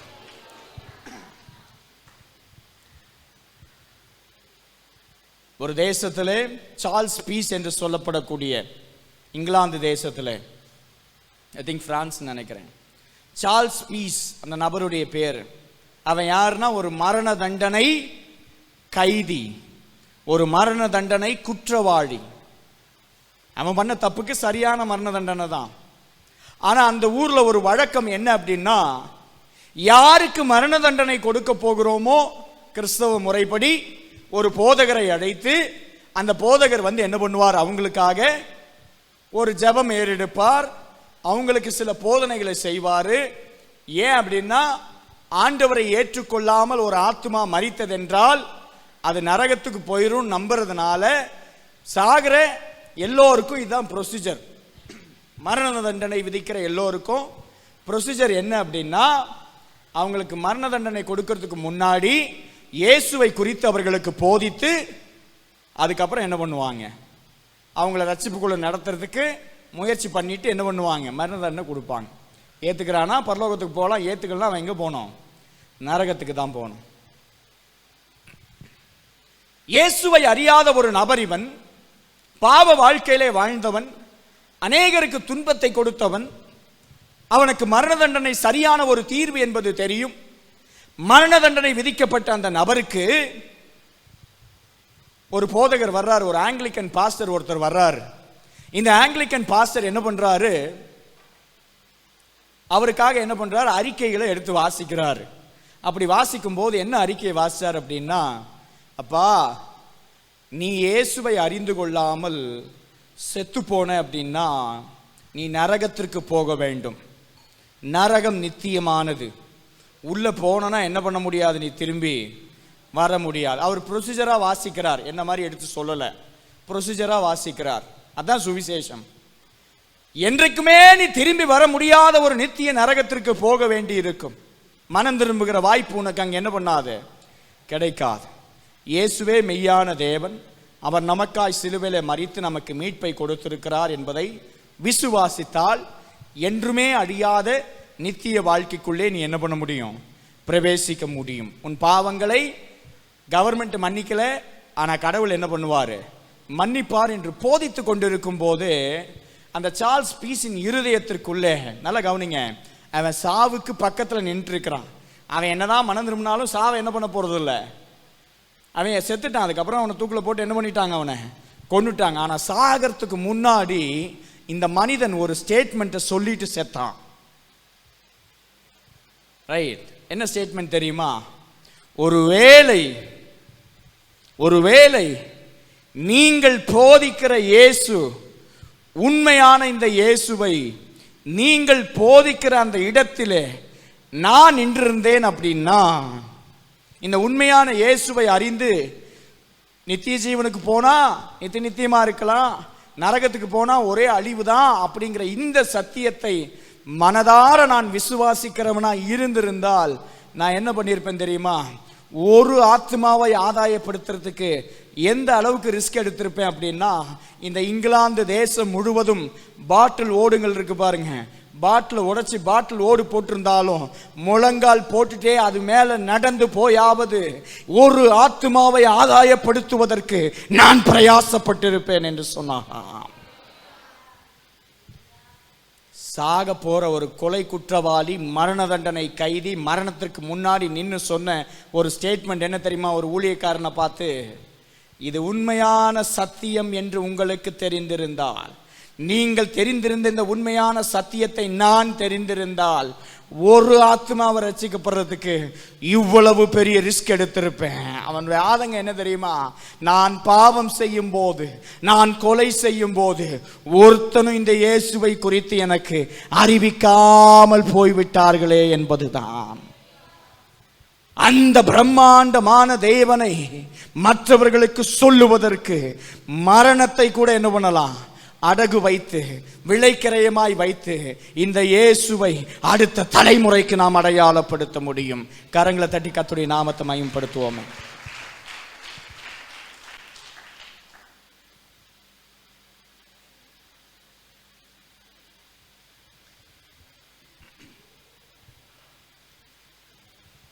அல்லேலூயா. பரலோகத்தின் திறவுகோல்களை நான் உனக்கு தருவேன். பிரான்ஸ் தேசத்தில் ஒரு வயசான அம்மா, இந்த அம்மாவுக்கு கண்ணு தெரியாது, வயசான அம்மா, கண்ணு தெரியாது. அந்த போதகரிடத்துல போய் இந்த அம்மா சொல்லுதான், ஐயா எனக்கு ஒரு பைபிள் கொடுங்க ஐயா அப்படின்ட்டு. அந்த போதகர் இருதயத்துக்குள்ள, அந்த போதகர் தான் இந்த சம்பவத்தை சொல்றார். அந்த போதகர் இருதயத்துக்குள்ள நினைச்சுக்கிட்டாராம் என்ன அப்படின்னா, உனக்கு படிக்கவே தெரியாது, படிக்க தெரியாத உனக்கு எதுக்குமா பைபிள், சரி ஆர்வத்தில் கேட்குதே ஒரு பைபிளை என்ன பண்ணுவோம் அதுக்கு கொடுப்போன்ட்டு ஒரு பைபிளை எடுத்து என்ன பண்ணுறாரு அந்த அம்மா கிட்ட கொடுத்துட்டார். அந்த அம்மா சொல்லிச்சு, ஐயா இந்த யோவான் 3:16 சொன்னீங்களே, போன வாரம் செய்தி கொடுத்தீங்களே ஐயா, அதை எடுத்து எனக்கு எங்கே இருக்குன்னு காமிச்சு கொடுங்கய்யா அப்படின்னு கேட்டுச்சான். அவரும் யோவான் 3:16 எடுத்து காமிக்கும் போது இந்த நூல் ஒன்று இருக்கும் பாருங்க, அதை எடுத்து கரெக்டாக என்ன பண்ணிச்சான் அந்த அம்மா அதில் வச்சிச்சு. அந்த வசனத்தை மட்டும் என்ன பண்ணிச்சான் கோடு போடுச்சு. இந்த அம்மாவுக்கு படிக்க தெரியாது. ஆனால் இவருக்கு வாஞ்சை என்னன்னா, என்னதான் பண்ணுது இந்த அம்மான்னு பார்க்கறதுக்காக பின்னாடியே என்ன பண்ணுறாரு, போகிறார். பின்னாடியே போகிறார். அந்த அம்மா எங்கே போகுது அப்படின்னா, ஒரு ஸ்கூல் வாசலுக்கு போகுது. தட்டு மாதிரி குச்சி வச்சுக்கிட்டு என்ன பண்ணுது, ஸ்கூல் வாசலில் போய் கரெக்டாக அந்த டைமில் உட்காந்துருது. அந்த ஸ்கூலை திறக்கிறாங்க. ஸ்கூல் முடிஞ்சிருச்சு. பிள்ளைங்களாம் என்ன பண்ணுது, ஸ்கூலை விட்டு வெளியே வேகமாக ஓடி வருது. அப்போ ராஜா இங்கே வாப்பான்னு யாரையோ என்ன பண்ணுது, அந்த அம்மா கூப்பிடுது. சரி பாவம், ஒரு கண் தெரியாத ஒரு பாட்டியாச்சேன்னு சொல்லிட்டு அங்கே ஒரு பையன் வந்து என்ன பண்ணுறான், அவங்க பக்கத்தில் உட்கார. என்னம்மா வேணும் உங்களுக்குன்ட்டு. ஐயா எனக்கு படிக்க தெரியாது, இதை எனக்கு கொஞ்சம் படித்து காட்டுறீங்களா ஐயா அப்படின்னு கேட்டாங்களாம். எதை படிக்கணும்? இந்த வசனத்தை நான் மார்க் பண்ணி வச்சிருக்கிறேன், இங்கே கோடு போட்டு வச்சிருப்பேன் பாரு, அந்த வசனத்தை படித்து காட்டியா அப்படின்னுச்சான். அவனும் எடுத்து ஃப்ரெஞ்சு படிக்க தெரியுமாயா உனக்கு? எனக்கு படிக்க தெரியும் பாட்டி அப்படின்னா. சரி படி. தேவன் தன்னுடைய ஒரே பேரான குமாரனை விசுவாசிக்கிறவன் எவனோ அவன் கெட்டு போகாமல் நித்திய ஜீவனை அடையும்படிக்கு அவரை தந்தருளி இவ்வளவாய் உலகத்தில் அன்பு கூர்ந்தார். அல்லேலூயா. படிச்சு முடிச்ச உடனே படிச்சிட்டேன் பாட்டின்னானா.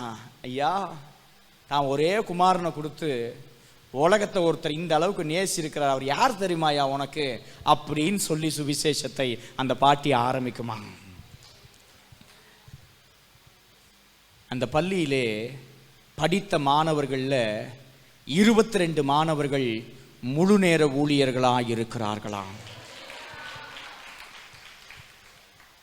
அந்த பள்ளியில சின்ன பிள்ளையா படிச்சு சின்ன வயசுல அந்த பிள்ளைங்களை சந்திச்சு இந்த அம்மா சொன்ன சுவிசேஷத்தை ஏற்றுக்கொண்டு இந்த இயேசுவை தன்னுடைய வாழ்க்கையாக்கி இந்த இயேசுவை பலருக்கு வாழ்க்கையாய் பலருடைய வாழ்க்கைக்கு கொடுக்க வேண்டும் என்கிற தாகத்தோடு முழு நேர ஊழியத்திற்கு அர்ப்பணித்து இந்த இயேசுவை பறைசாற்றுவதே எங்களுடைய வாழ்க்கையின் குறிக்கோள் என்று ஏற்றுக்கொண்டு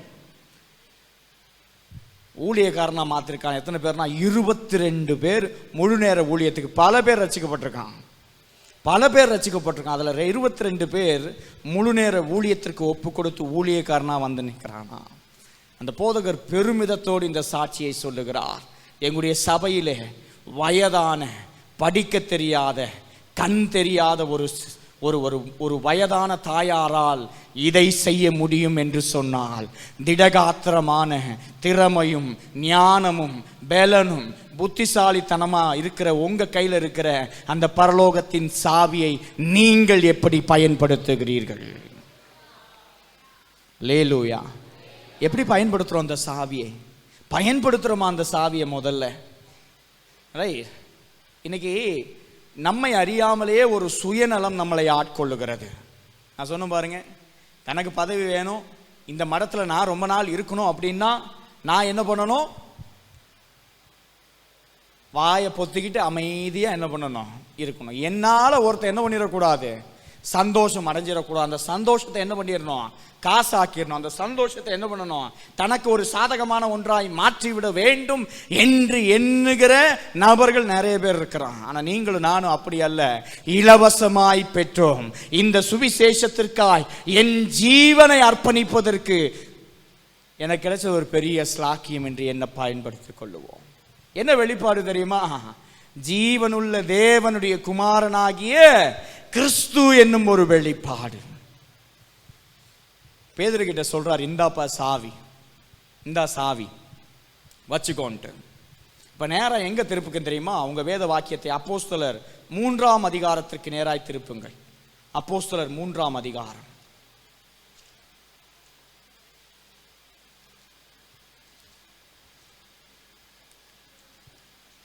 வாசிங்க பார்ப்போம். ஜபவேளையாகிய 9ஆம் மணி நேரத்திலே பேதுருவும் யோவானும் தேவாலயத்திற்கு போனார்கள். அப்பொழுது தன் தாயின் வயிற்றிலிருந்து சப்பானியாய் பிறந்த ஒரு மனுஷனை சுமந்து கொண்டு வந்தார்கள். தேவாலயத்திலே பிரவேசிக்கிறவர்களிடத்தில் பிச்சை கேட்கும்படி நாடோறும் அவனை அலங்கார வாசல் எனப்பட்ட தேவாலய வாசல் அண்டையிலே வைப்பார்கள். போதும். ஒரு பிச்சைக்காரன் இருந்தான். அவனும் சர்ச்சுக்கு போனான். சரி, அவனும் என்ன பண்ணுறான், சண்டே ஆச்சுன்னா கரெக்ட் டைமுக்கு சர்ச்சுக்கு போகிறான். விசுவாசி டைமுக்கு போகிறானோ இல்லையோ, பிச்சைக்காரன் டைமுக்கு என்ன பண்ணிடணும், போயிடணும். ஏன்னா அவன் தேவை வேற. பிறப்பிலிருந்தே அவன் யாரு, சப்பானி. அவன் வாழ்க்கையில் ஒன்றுமே கிடையாது, உன்னால் எதுவுமே செய்ய முடியாது, உன் எதிர்காலமே கிடையாது. உன் ஆயுள் இருக்கிற வரைக்கும் உனக்கு ஒரு பண தேவை இருக்குன்னா எவனா பரிதாபப்பட்டு உனக்கு பிச்சை போட்டால் தான் உண்டு. அப்போ உன் வாழ்க்கையில் நீ உயிரோடு இருக்கணும் அப்படின்னா ஒரே ஒன்று தான், என்ன அப்படின்னா நீ என்ன பண்ணணும், பிச்சை எடுக்கணும். ஆனால் எவனோ ஒரு புண்ணியவன் என்ன பண்ணுறான், காலையில் அவனை கொண்டு வந்து ஆலயத்தில் வச்சுட்டு போயிடுவாங்க, சாயந்தரம் அவனை என்ன பண்ணிட்டு போயிடுவாங்க, தூக்கிட்டு போயிடுவாங்க. இதே பொழப்பா இருக்கக்கூடிய ஆட்கள் இருக்கிறான். நாங்களாம் இஸ்ரேலுக்கு தெரியும், இஸ்ரேலுக்கும் யூதாவுக்கும் தெரியும். பைபிள் காலேஜ் வாசல்ல, NLA சர்ச்சு வாசல்ல ஒரு பிச்சைக்காரர் இருப்பார். பிச்சைக்கார சங்கத்துடைய தலைவர் அவர் பேர்ல 3 ஆட்டோ ஓடுது. என்னது 3 ஆட்டோ? அவர் பிச்சைக்காரரா, நம்ம பிச்சைக்காரங்களா, நீங்க என்ன பண்ணாதீங்க. ஆனா அவருடைய தொழில் என்ன அப்படின்னா பிச்சை எடுக்கிறது தான் அவருடைய தொழில். காலையில் நியூஸ் பேப்பர் படிப்பார், பைபிள் படிப்பார், ஆனால் பிச்சை தான் என்ன பண்ணுவார், எடுப்பார். அப்படிப்பட்ட ஒரு நபர் தான். ஏன்னா இந்த வசனத்தை வாசிக்கும் போதெல்லாம் எனக்கு அவர் தான் ஞாபகத்துக்கு வருவார். இப்போ இல்லை, அவர் தான் ஞாபகத்துக்கு வருவார். காலையில் கொண்டு வந்து இவனை என்ன பண்ணிடுவாங்க, அலங்கார வாசல்ன்ற ஒரு வாசலில் உட்கார வச்சிருவாங்க. அப்போ இவர் என்ன பண்ணுறான், பிச்சை எடுக்கணும். சாயந்தரத்துக்குள்ளே எவ்வளோ பிச்சை எடுக்க போகிறோம். அவன் எதிர்பார்ப்பு ஒன்றே ஒன்று தான். ஏன்னா அவன் மைண்டு ஃபுல்லாக உலகத்துக்குள்ளே என்ன ஆயிடுச்சு, சிக்கிருச்சு. அவனுக்கு ரொம்ப சந்தோஷமான ஒரு நாள்னா எந்த நாள் இல்லை, தேவாலயத்துக்கு போய் பிச்சை எடுக்கிறது தான். ஆனால் அதில் அவனுக்கு ரொம்ப சந்தோஷமான ஒரு நாள்னா எந்த நாளாக இருக்கும், பிச்சை எடுக்கிறதுலையே. அதிக வருமானம் என்னைக்கு வருதோ அதுதான். எவனா ஒருத்தன் பார்த்துட்டு ஒரு 100 ரூபா நோட்டையோ ஒரு 200 ரூபா நோட்டையோ போட்டுட்டு போயிட்டானா அன்னைக்கு அவனுக்கு ரொம்ப பெரிய சந்தோஷமா என்ன பண்ணும், இருக்கும். அப்படிதானே? ஸோ அவனுடைய மகிழ்ச்சி என்பது பணத்தில். பணம் ஆசைன்னு சொல்ல முடியாது, அவனுக்கு தேவை, வேற வழி இல்லை. இந்த உலகத்தில் அவன் பணத்தை சம்பாதிச்சு ட்ரீட்மெண்ட் எடுக்க போறதில்ல, சாகிற வரைக்கும் அவன் அப்படியே தான் இருப்பான். அவன் மைண்ட்ல என்ன பண்ணிடுச்சு, ஃபிக்ஸ் ஆயிருச்சு. அவன் வாழ்க்கையில பண்ண ஒரே ஒரு விஷயம், நல்ல விஷயம் என்ன அப்படின்னா, பேதுருவையும் யோவானையும் கண்டு பிச்சை கேட்கிறான். தேவாலயத்துக்குள்ள பிரவேசிக்க போகிற பேதுருவையும் யோவானையும் பார்த்து என்ன பண்றானா, பிச்சை கேட்கிறானா. பேதுருவும் யோவானும் அவனை உற்று பார்த்து எங்களை நோக்கி பார் என்றார்கள். அவன் அவர்களிடத்தில் ஏதாகிலும் கிடைக்கும் என்று எண்ணி அவர்களை நோக்கி பார்த்தான். அப்பொழுது பேதுரு, வெள்ளியும் பொன்னும் என்னிடத்தில் இல்லை. பிச்சைக்காரன் காசு ஏதாவது கொடுங்கய்யா அப்படின்றான். என்கிட்டயே காசு இல்லை. உன்கிட்டயே காசு இல்லைன்னா வந்து என் பக்கத்தில் உட்காந்து நீ என்ன பண்ண,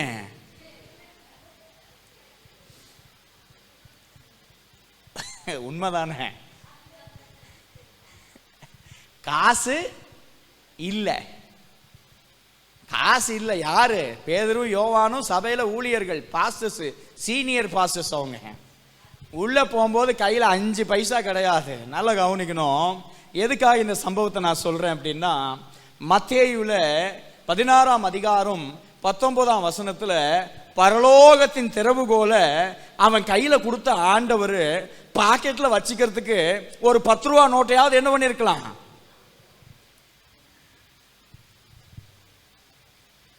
கொடுக்கல. அவகிட்ட என்ன இல்லையா, காசு இல்லை. வெள்ளி என்கிட்ட இல்லை, பொண்ணு என்கிட்ட இல்லை.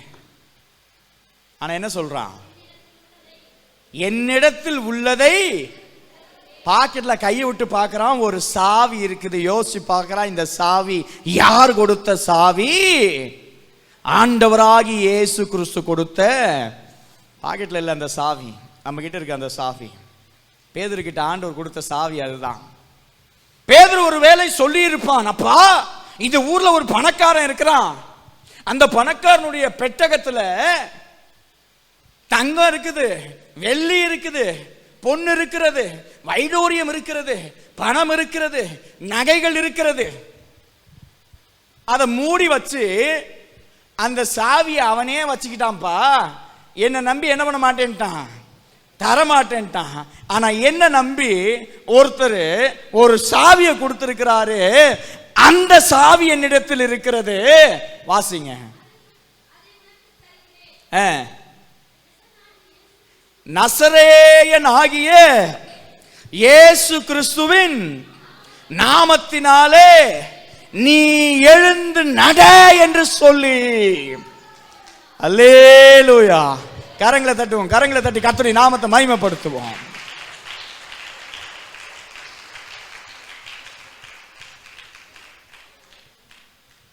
பேதுரு யோவான் அந்த பிச்சைக்காரனை பார்த்து சொல்லுவாங்க, என்ன உத்து பாரு அப்படின்றான். அவன் ஏதாவது கிடைக்கும்னு எதிர்பார்த்து அவங்கள உத்து பார்க்கறான். அவன் சொல்றான், என்கிட்ட ஒண்ணுமே இல்லை, அதுக்கு எதுக்குயா உங்களை உத்து பார்க்க சொன்னீங்க? ஆனா என்கிட்ட இன்னொன்று இருக்குது. அவன் நாடோறும் பிச்சை எடுக்கிறவன், தினமும் பிச்சை கேட்கிறவன். நல்லா கவனிச்சுக்கோங்க, தினமும் பிச்சை கேட்கிறவன். எத்தனை முறை அந்த ஆலயத்திற்கு பேதுருவும் யோவானும் போய் வந்திருப்பாங்க. ஆனா அப்பெல்லாம் என்ன பண்ணல, பார்த்தானா கேட்டானா என்னன்னு தெரியல. இவங்களும் அவங்கள பார்த்தானா இல்லையான்னு தெரியல. ஆனா ஒருத்தன் பிச்சைக்காரனா இருக்கிறான், பிறப்பிலேயே முடவனா இருக்கிறான். அவனுக்கு சுகம் தேவை என்பதை யோசித்த பேதுருவும் யோவானும் யோசிக்கிறான், இவனுக்கு சுகம் கொடுக்கறதா கொடுக்க கூடாதா அப்படின்ட்டு. அல்லேலூயா. பிச்சை கேட்கிறாங்க. நல்ல சமயம் பாக்கெட்ல காசு இல்லை, இருந்திருந்தா அவன் பாக்கெட்ல போட்டு போயிட்டே இருந்திருப்பாங்க. ஆனா காசு இல்லை. பேதுரும் யோவானும் சொல்றாங்க, என்கிட்ட என்ன இல்லப்பா, காசு இல்லை, ஆனா என்கிட்ட இன்னொன்னு இருக்கு, அதை தரேன், எந்திரி நட அப்படின்னா. எத்தனை ஆண்டுகள் பிச்சைக்காரனாய் ஒவ்வொரு பொழுதையும் துவக்கி இருந்திருப்பான். எத்தனை நாட்கள் கண் விழிக்கும் போது, ஓ இன்று யாரிடத்திலே பிச்சை கேட்க போகிறேன், இன்னைக்கு என் வாழ்க்கை எப்படி போக போகுது, இன்னைக்கு என்ன யார் கொண்டு போய் விடுவா, எனக்கு மதியம் யார் சாப்பாடு வாங்கி தருவா, என் எதிர்காலம் எப்படி இருக்க போகுது, இன்னைக்கு ஓரளவுக்கு எனக்கு ஜீவன் இருக்கிறது, நான் பிச்சை எடுத்தாவது பொழைச்சிக்கிறேன், நாளைக்கு எனக்கு மரண படுக்கையிலே படுக்கும் போது என்னை நேசிக்க கூடிய, எனக்காக ஏதாவது கொடுக்கக்கூடிய யாருமே என் அருகாமையில் இல்லையே, இப்படியே என்னுடைய வாழ்க்கை ஆரம்பித்து இப்படியே என்னுடைய வாழ்க்கை முடிந்து விடுமா என்று சொல்லி எதிர்பார்த்து காத்திருக்கிற அந்த நாளின் காலையிலே அவன் எழுந்து கண் விழிக்கும் போது, இன்று அவனுடைய வாழ்க்கையிலே இதுவரை சந்தித்திராத ஒரு பெரிய தேவனுடைய வல்லமையை பார்க்க போகிறோம் என்கிற எதிர்பார்ப்பு இல்லாமல் அன்றைய நாள் ஒரு சராசரி நாளாகவே அந்த பிச்சைக்காரனுடைய வாழ்க்கையிலே துவங்கியது. ஆனால் பேதுருவின் வாழ்க்கையிலே அப்படி அல்ல. இன்று எத்தனை பேருக்கு இந்த ஆண்டவரை அறிவிக்க போகிறேன், இன்று எத்தனை பேருக்கு இந்த ஆண்டவர் விடுதலை கொடுக்க போகிறார், இன்று எத்தனை பேருடைய வாழ்க்கையை இந்த ஆண்டவர் மாற்ற போகிறதை நான் சாட்சியிட போகிறேன் என்கிற எதிர்பார்ப்போடு எழுந்திருப்பான். அல்லேலூயா. இந்த ரெண்டு பேரையும் சந்திக்கிற ஒரு புள்ளி தான் ஆண்டவர் அமைத்து கொடுத்த தற்செயலான விபத்து அல்ல. தேவன் அந்த பிச்சைக்காரனை பேதுருவை நோக்கி தள்ளி விடுகிறார். அவன் பிச்சை கேட்கிறான். அல்லேலூயா. நீங்க நினைக்கிறீங்களா, ஏதோ ஒருத்தன் ஒரு தேவையோடு நம்ம கிட்ட வந்தாங்க அப்படின்னா அவங்களை எப்படா கழட்டி விடலான்னு நீங்க யோசிக்கிறீங்க அப்படின்னா நம்ம கிறிஸ்தவங்களே இல்லை. ஏன்னா அனுப்பிவிட்டது யாரு? என் ஆண்டவர். அவன் உங்க வீட்டு கதவை தட்டினது யாரால? என் தேவனால. இவன் கிறிஸ்தவன், இவன் கிட்ட போனா ஏதோ ஒரு தீர்வு கிடைக்கும் என்று நம்புகிறார்கள். ஜோமன்றத்துக்கு வரும்போது டாக்டர் கிட்ட கூட அவ்வளோ டீட்டெயிலாக சொல்ல மாட்டாங்க. ஆனால் ஒரு ஊழியக்காரங்கிட்ட அவ்வளோ டீட்டெயிலாக சொல்கிறோம், இப்படி பிரச்சனையாக இருக்குது, இங்கே பிரச்சனையாக இருக்குது. நீ எல்லா தேவைகளை சொன்னாலும் என்கிட்ட இருக்கிற ஒரே ஒரு மருந்து இயேசு மட்டும்தான். அல்லேலூயா, அல்லேலூயா. அந்த மருந்து உங்களிடத்திலும் இருக்கிறது என்பதை நான் சொல்ல விரும்புகிறேன். நீ யாருக்கெல்லாம் ஜெபிக்கிறாயோ, நீ யாருடைய தேவைக்காக ஜெபிக்கிறாயோ, யாருடைய பலவீனத்திற்காக ஜெபிக்கிறீர்களோ, அந்த மருந்து அவருடைய வாழ்க்கையில கிரியை செய்ய ஆரம்பிக்கும். பேதுரு கிட்ட ஆண்டவர் சாவியை கொடுக்கிறாரு. பேதுரு அந்த சாவியை வச்சு ஒரு பிச்சைக்காரருடைய வாழ்க்கையை திறக்கிறான். ஒரு ஆள் இல்லை, ஒரே பிரசங்கத்தில் 3000 பேர், 5000 பேர், ஆயிரக்கணக்கான பேர். எத்தனை பேருக்கு சாவியை திறந்து விட்டுருக்கிறான் பரலோகத்தை பேதுரு? ஏவன் திறந்து விடுவான்னு ஆண்டவர் நம்புறாரோ அவன்கிட்ட இந்த சாவியை ஒப்படைக்கிறார். அவனுக்கு இந்த வெளிப்பாடை பிதா கொடுக்கிறார். நீர் ஜீவனுள்ள தேவனுடைய குமாரனாகிய கிறிஸ்து. மாம்சமோ ரத்தமோ இதை உனக்கு வெளிப்படுத்தல, பரலோகத்திலே இருக்கிற என்னுடைய பிதா இதை உனக்கு வெளிப்படுத்தி இருக்கிறார். அல்லேலூயா. பரலோகத்தில் இருக்கிற பிதா சொல்லி இருக்கிறார். ஏன்னா இயேசுக்கு தெரியும், நான் உங்ககிட்ட தான் வர்றேன், நீ நானும் ஒரே இதில் தான் சாப்பிட்றோம், நீ நானும் ஒரே இடத்துல தான் என்ன பண்ணுறோம், படுத்துருக்குறோம். எனக்கும் களைப்பாக இருக்குது, உனக்கும் களைப்பாக இருக்குது. நீயே ஒரு வாட்டர் பாட்டில் தண்ணி குடிச்சு எனக்கும் கொடுக்குறேன், நானும் என்ன பண்ணுறேன், தண்ணி கொடுக்குறேன். நான் தாகமுள்ள பசி உள்ள சராசரி நபர் தான். ஆனால் என்னை தேவன் என்று என் வாழ்க்கை உனக்கு சொல்லலை, யாரோ ஒருத்தர் சொல்லி இருக்கிறாங்க. யாரு? பரலோகத்தில் இருக்கிற பிதா அந்த வெளிப்பாட்டை கொடுத்திருக்கிறார். அல்லேலூயா. அந்த வெளிப்பாடு உனக்குள்ள பூர்ணமா இருந்துச்சு அப்படின்னா, சில நேரம் பாருங்களேன், நம்ம தேவைன்னு ஒன்று இருக்குது. சில ஆட்கள்லாம் நம்மளே என்ன பண்ணிடுறோம், ஆண்டவரே இவன் பரலோகத்துக்கு வேணாம், இவன் பரலோகத்துக்கு வேணாம் அப்படின்னு நீ முடிவு பண்ணி வச்சிடறோம். ஏன்னா நம்ம போகும்போது என்ன பண்ண மாட்டேங்கிறான், அவன் மதிக்க மாட்டேங்கிறானா. என்ன ஒருத்தன் மதிக்கல அப்படின்னா அவன் பரலோகத்துக்கு வந்தாலும் என்ன பண்ண மாட்டான் நம்மள. அப்படி நினைக்கிற நீ பரலோகத்துக்கு போவியா முதல்ல? ரைட். யாருக்கு தான் சுவிசேஷம் சொல்லுவானா? யார் நல்லவனா இருக்கிறானோ, யார் நம்மளை வந்தா வணக்கம் சொல்றானோ அவனுக்கு மாத்திரம் சுவிசேஷம். மற்ற எல்லாருக்கும் என்ன பண்ண மாட்டான். ஒருத்தர் சொல்றாரு, இந்த தலைவர் என்ன பண்ணிடக்கூடாது, ஜெயிச்சிடக்கூடாது, ஜெபம் பண்ணுங்க, அந்த கட்சி அழியணும், அந்த கொள்கை அழியணும். ஒரு சபையில ரட்சிக்கப்படணும். அவர் ரட்சிக்கப்பட்டா என்ன ஆகும் அதை யோசிக்கணும். கிறிஸ்தவனால் அப்படி மட்டும்தான் யோசிக்க முடியும். உன் சத்துரு தன்னை உன் மேல உயர்த்திட்டு இருப்பான் அப்படின்னா தேவ சமூகத்தில் போய், ஆண்டவரே இவன் இப்படி பேசிட்டான், ஆண்டவரே ஒரு ரத்தம் வர்ற மாதிரி ஒரு ஆக்சிடென்ட் அவனுக்கு ஏற்படுத்துங்க ஆண்டவரே அப்படின்னு என்ன பண்ணாத, ஜெபம் பண்ணாத.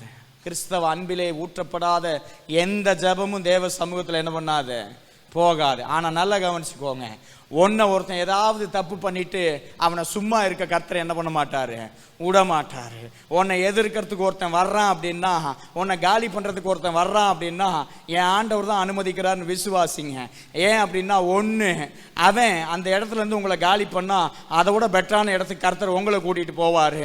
இல்ல காலி பண்றதுக்குள்ள ரட்சிப்ப கர்த்தருக்குள்ள அவனை கூட்டிட்டு வந்துருவாரு ஆண்டவர். சோத்திரம் சொல்லுங்க. அல்லேலூயா. ஆபிரகாமுடைய ஆசீர்வாதம் அப்படித்தான். நீ எதை போட்டாலும் அது மேலேயே வந்து என்ன பண்ணுமா, விடுமா. உன்னை ஆசீர்வதிக்கிறவர்களை ஆசீர்வதிப்பேன், உன்னை சபிக்கிறவர்களை சபிப்பேன். அதை கூட நீ பண்ண வேண்டாம், நான் என்ன பண்ணிக்கிறேன், பார்த்துக்கிறேன். லோத்து கேட்குறான், நீ நானும் பிரிஞ்சு போயிடுவோம். ஏன்னா உங்க வேலைக்காரங்க எங்க வேலைக்காரங்களை என்ன பண்ணிக்கிறான், சண்டை போட்டுக்கிறேன். நம்ம எல்லாம் ஒரே இடத்துல இருக்க வேண்டாம், பூமி நம்மளை என்ன பண்ணாது, தாங்காது. அதனால நம்ம தனித்தனி இடத்துக்கு போயிடுவோம்னு டிசைட் பண்ணிட்டாங்க ஆபிரகாமும் லோத்தும். ஆபிரகாமோட அண்ணன் பையன் தான் லோத்து.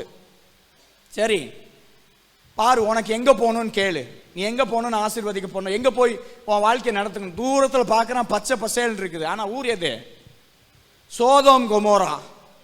ஆனா பார்க்கறதுக்கு எப்படி இருக்குது, பச்சை பசேல் இருக்குது. பரவாயில்ல, நம்ம போய் வேலை செஞ்சு போராடி நெல் விதைச்சி பயிரிடலாம் வேண்டாம், செழிப்பா இருக்குது தேசம். சாதாரணமா போய் நோகாம என்ன பண்ணிடலாங்க, போய் ஜம்முன்னு வாழ்க்கை அனுபவிக்கலாம். இந்த பக்கம் பார்த்தா வறட்சியா இருக்குது. சரி, அதை நம்மால் என்ன பண்ணிக்கிட்டோம், தகப்பன் ஸ்தானத்தில் இருக்கக்கூடிய ஆபிரகாமுக்கு எதை கொடுக்குறான், வறட்சியான ஒரு இடத்த விட்டுவிட்டு இவன் செழிப்பான ஒரு இடத்துக்கு போயிட்டான். ஆபிரகாமுக்கு தெரியும் அவன் இப்படி தான் பண்ணுறான்ட்டு. ஆபிரகாம் அதுக்கெல்லாம் ஃபீல் பண்ணல. ஏன் தெரியுமா, ஆபிரகாமுக்கு தெரியும் ஆசீர்வாதம் இடத்துல இல்லை, ஆசீர்வாதம் எனக்குள்ள இருக்குது. இடம் என்ன ஆசீர்வதிக்க போறது இல்லை, என்னால தான் அந்த இடத்துக்கே ஆசீர்வாதம் என்கிற ஒரு தெய்வீக வெளிப்பாட்டை இந்த ஆபிரகாம் பெற்றிருந்தான். அல்லேலூயா.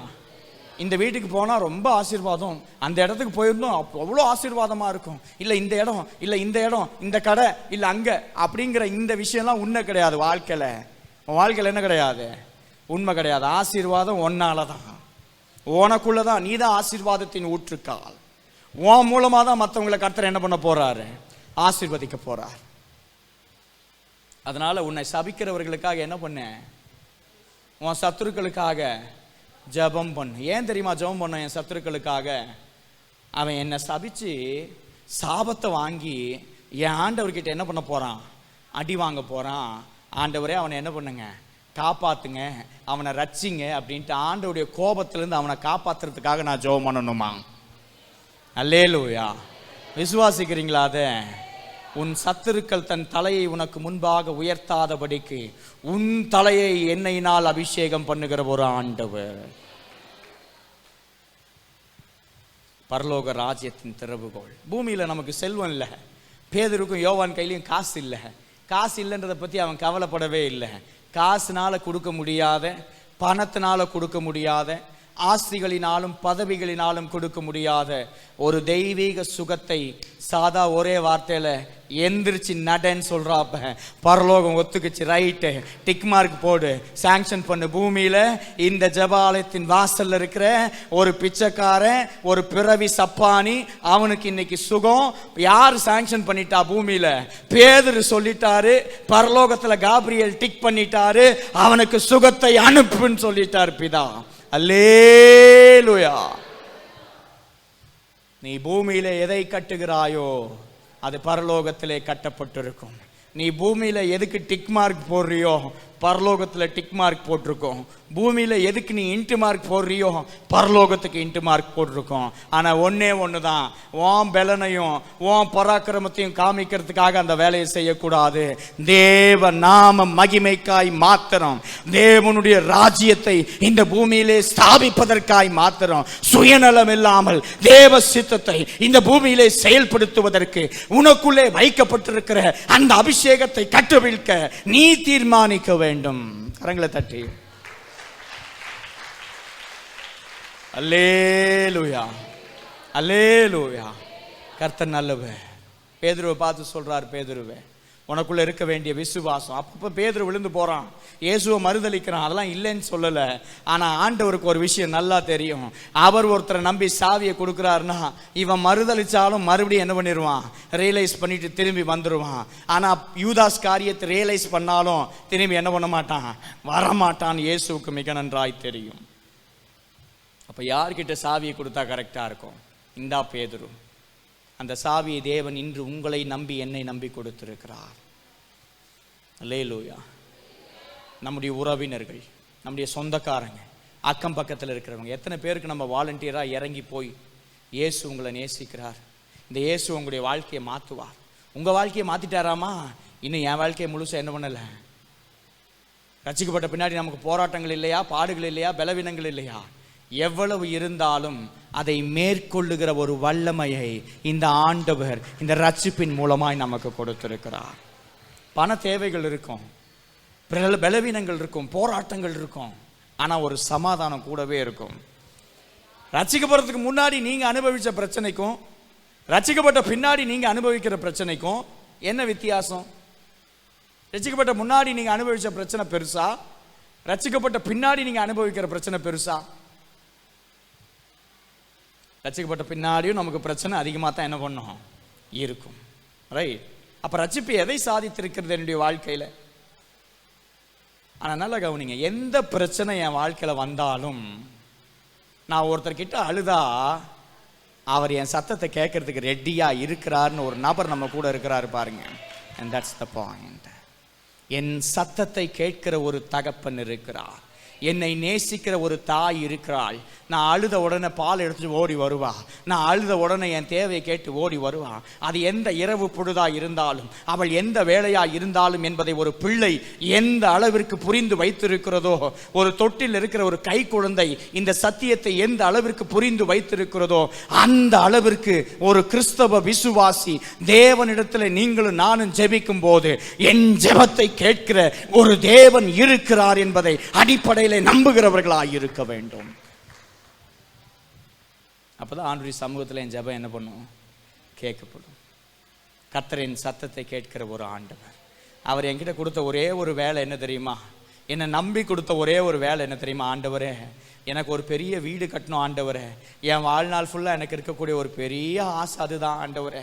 இல்லை ஆண்டவரே எனக்கு ஒரு பெரிய கார் வாங்கி சொந்தமாக ஓட்டணும் ஆண்டவரே, இதுதான் என்னுடைய ஆசை ஆண்டவரே. இருக்கலாம், தப்பு கிடையாது. இந்த ஆசையே இல்லாத தியாகிகள் நான் சொல்ல வரல, மனுஷனா இருக்கிற மாம்ச ஆசைகள் இருக்கும். ஆனா நல்லா கவனிங்க, இந்த மாம்ச ஆசைகள், மாம்ச தேவைகள், ஒருத்தன் வந்து சொல்றான், பாஸ்டர் நான் உங்களுக்காக ஜெபம் பண்ணி ஆண்டவர் என்ன பண்ணல, சுகம் கொடுக்கல. நான் மட்டும் ஜெபம் பண்ணி அங்க சுகம் கிடைச்சிருந்துச்சுன்னா அங்க இருக்கிற மக்கள்லாம் என்ன வேற மாதிரி பார்த்துருப்பாங்கல்ல அப்படின்னா, உன்னை பார்த்துருப்பாங்கன்றதுனால தான் அந்த இடத்துல ஆண்டவர் என்ன பண்ணல, சுகத்தை கொடுக்கல.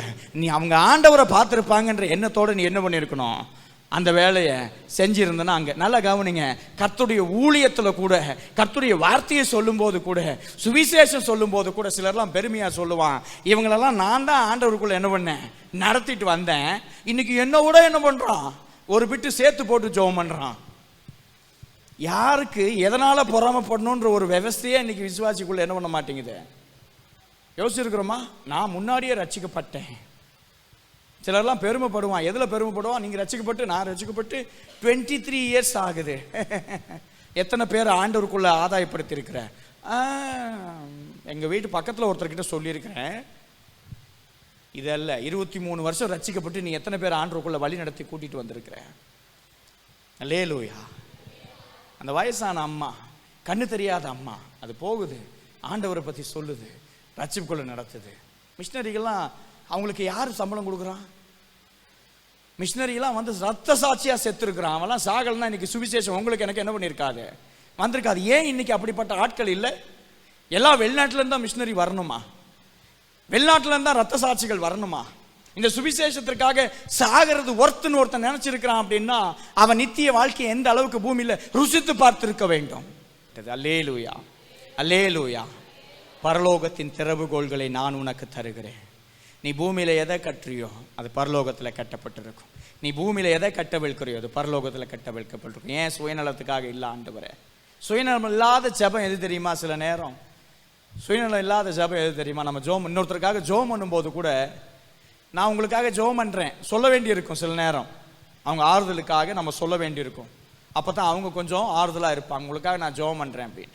ஒரு நன்மை அவங்க வாழ்க்கையில் நடந்துருச்சுன்னா, நான் உங்களுக்கு ஜெபம் பண்ணேன் அப்படின்னா என்னன்னா கிரெடிட் போட்டுக்கிறான். நான் ஜெபம் பண்ணதுனால தான் உனக்கு என்ன பண்ணுச்சு, நன்மை நடந்துச்சு. நீ ஜெபம் பண்ணது கண்டிப்பா ஒரு முக்கியமான நன்மைக்கு காரணம் தான், இல்லைன்னு சொல்லலை, ரைட்? ஆனா கிரெடிட் வாங்கணுன்றதுக்காக நீங்களும் நானும் பிரயாசப்படக்கூடாது. நம்ம கிரெடிட் எங்க தான், நம்முடைய வெகுமதி எங்க தான், பரலோக ராஜ்யத்தில். அல்லேலூயா. உன் சத்துருக்களுக்காக இருதயத்தில் நீ ஜெபம் பண்ணும் போது உனக்குள்ள கிறிஸ்து அதிகமா கிரியை செய்வார். பார்த்துருக்கீங்களா? முடியுமா அது? முதல்ல என்ன ஒருத்தன் திட்டான் அசிங்கமா அப்படின்னா அவனுக்காக ஜெபம் பண்ண முடியுமா நம்மளால? அவன் நல்லா இருக்கணும்னு நம்மளால நினைக்க முடியுமா? முதல்ல நீ அப்படி நினைச்சனா இந்த சாவி உன் கையில இருக்குன்னு அர்த்தம். இந்த பரலோகத்தின் திறவுகோள் உன் கையில இருக்குன்னு அர்த்தம். உன் சத்துருக்களுக்காக என்ன பண்ண, ஜெபம் பண்ண. அவங்கள நேசிக்க பழகு. தேவன் அவருடைய வாழ்க்கையில என்ன திட்டம் வைத்திருக்கிறார் என்பதை அவர்களுக்கு சொல்லுவதற்கு கர்த்தர் நம்மை ஒரு கருவியாய் பயன்படுத்துவதற்காய்த்தான் நம்மை முன்னமே தெரிந்தெடுத்து கொண்டார். எத்தனை பேர் விசுவாசிக்கிறீங்க? கண்களை மூடுவோம், நம்ம ஜெபம் பண்ணுவோம். ஆண்டவருடைய சமூகத்தில் ஒப்பு கொடுத்து, கர்த்தர் நம்மை ஒரு நோக்கத்தோடு பயன்படுத்தி இருக்கிறார். தேவன் நமக்கென்று ஒரு பிரம்மாண்டமான சித்தத்தை வைத்திருக்கிறார். உங்களுடைய வாழ்க்கையில கர்த்தர் பல நோக்கங்களை வைத்திருக்கிறார். உன்னுடைய ஆரம்ப அன்பை நீ ஆரம்ப அன்பை விட்டு, ஆதியில் இருந்த அந்த அன்பை விட்டு இன்று திசை மாறி கொண்டிருக்கிறாய். அந்த வேகம் உனக்குள்ள இல்லை, அந்த ஜெப வாஞ்ச உனக்குள்ள இல்லை, அந்த ஆத்தும தாகம் உனக்குள்ள இல்லை. கர்த்தர் சொல்லுகிறார், மீண்டும் அந்த எழுப்புதலை கொண்டு வருவதற்கு இந்த அத்திப்பட்டுல சுற்றி இருக்கக்கூடிய 4 திசைகளிலும் இருக்கக்கூடிய ஆத்துமாக்களை கர்த்தர் இந்த சபைக்கு கொண்டு வர போகிறார். இன்னும் புதிய ஆத்துமாக்கள் இந்த சபைகளிலே சேர்த்து கொள்ளப்பட போகிறார்கள். அந்த பொறுப்பு என்னுடையது. கரங்களை உயர்த்தி ஆண்டவருடைய சமூகத்தில் ஒப்பு கொடுத்து, ஆண்டவரே நீர் எங்களை ஒரு நோக்கத்தோடு தெரிந்தெடுத்திருக்கிறீர். உம்முடைய சித்தத்தை செயல்படுத்த கர்த்தர் எங்களை அழைத்திருக்கிறீரே. ஓ, இந்த பரலோகத்தின் சாவியை, இந்த பரலோகத்தின் திறவுகோல்களை ஆண்டவரே நாங்கள் நேர்த்தியாய் கையாள கர்த்தர் எங்களுக்கு கிருபை செய்வீராக. ஓ ராகா தாலா ராகா பா பா பா பா. ஓ, ஒரு விசேஷித்த அபிஷேகத்தை இந்த வேளையில கர்த்தர் உங்களுக்கு தருகிறார். அந்த அபிஷேகம் உங்கள் வெளிப்பாட்டோடு ஒன்று நிற்கிறது. உங்க வெளிப்பாடு என்ன தெரியுமா? ஜீவனுள்ள தேவனுடைய குமாரன் ஆகிய கிறிஸ்துவை பற்றி கொள்ளுகிற ஒரு ஆக்கப்பூர்வமான வெளிப்பாடு.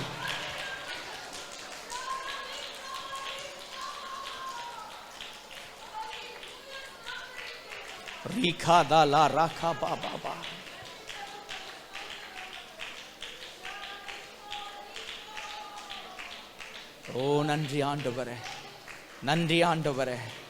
மரண பள்ளத்தாக்கில் நீ நடக்கும் போதும், மரண பள்ளத்தாக்கில் நீ நடக்கும் போதும் தேவன் உன்னோடு கூட இருக்கிறார். தேவன் உன்னோடு கூட இருக்கிறார். மரித்து விடலாம் என்று நீ எடுத்த தீர்மானத்தை, மரித்து விடலாம் என்று நீ எடுத்த தீர்மானத்தை அவர் கேட்டிருக்கிறார், அவர் பார்த்திருக்கிறார். அதை அனுமதிக்காமல் இன்று வரை அவருடைய கிருபையினாலே தாங்கி உன்னை நடத்தி கொண்டு வருகிற இந்த ஆண்டவர் மரண பரியந்தம் உன்னை நடத்த அவர் போதுமானவராயிருக்கிறார்.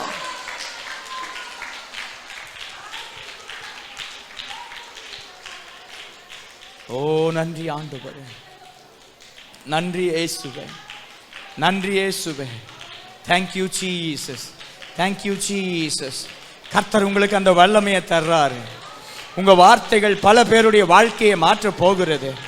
நீ சொல்லுகிற சுவிசேஷம் பல பேருக்கு இயேசுவை அடையாளப்படுத்த போகிறது.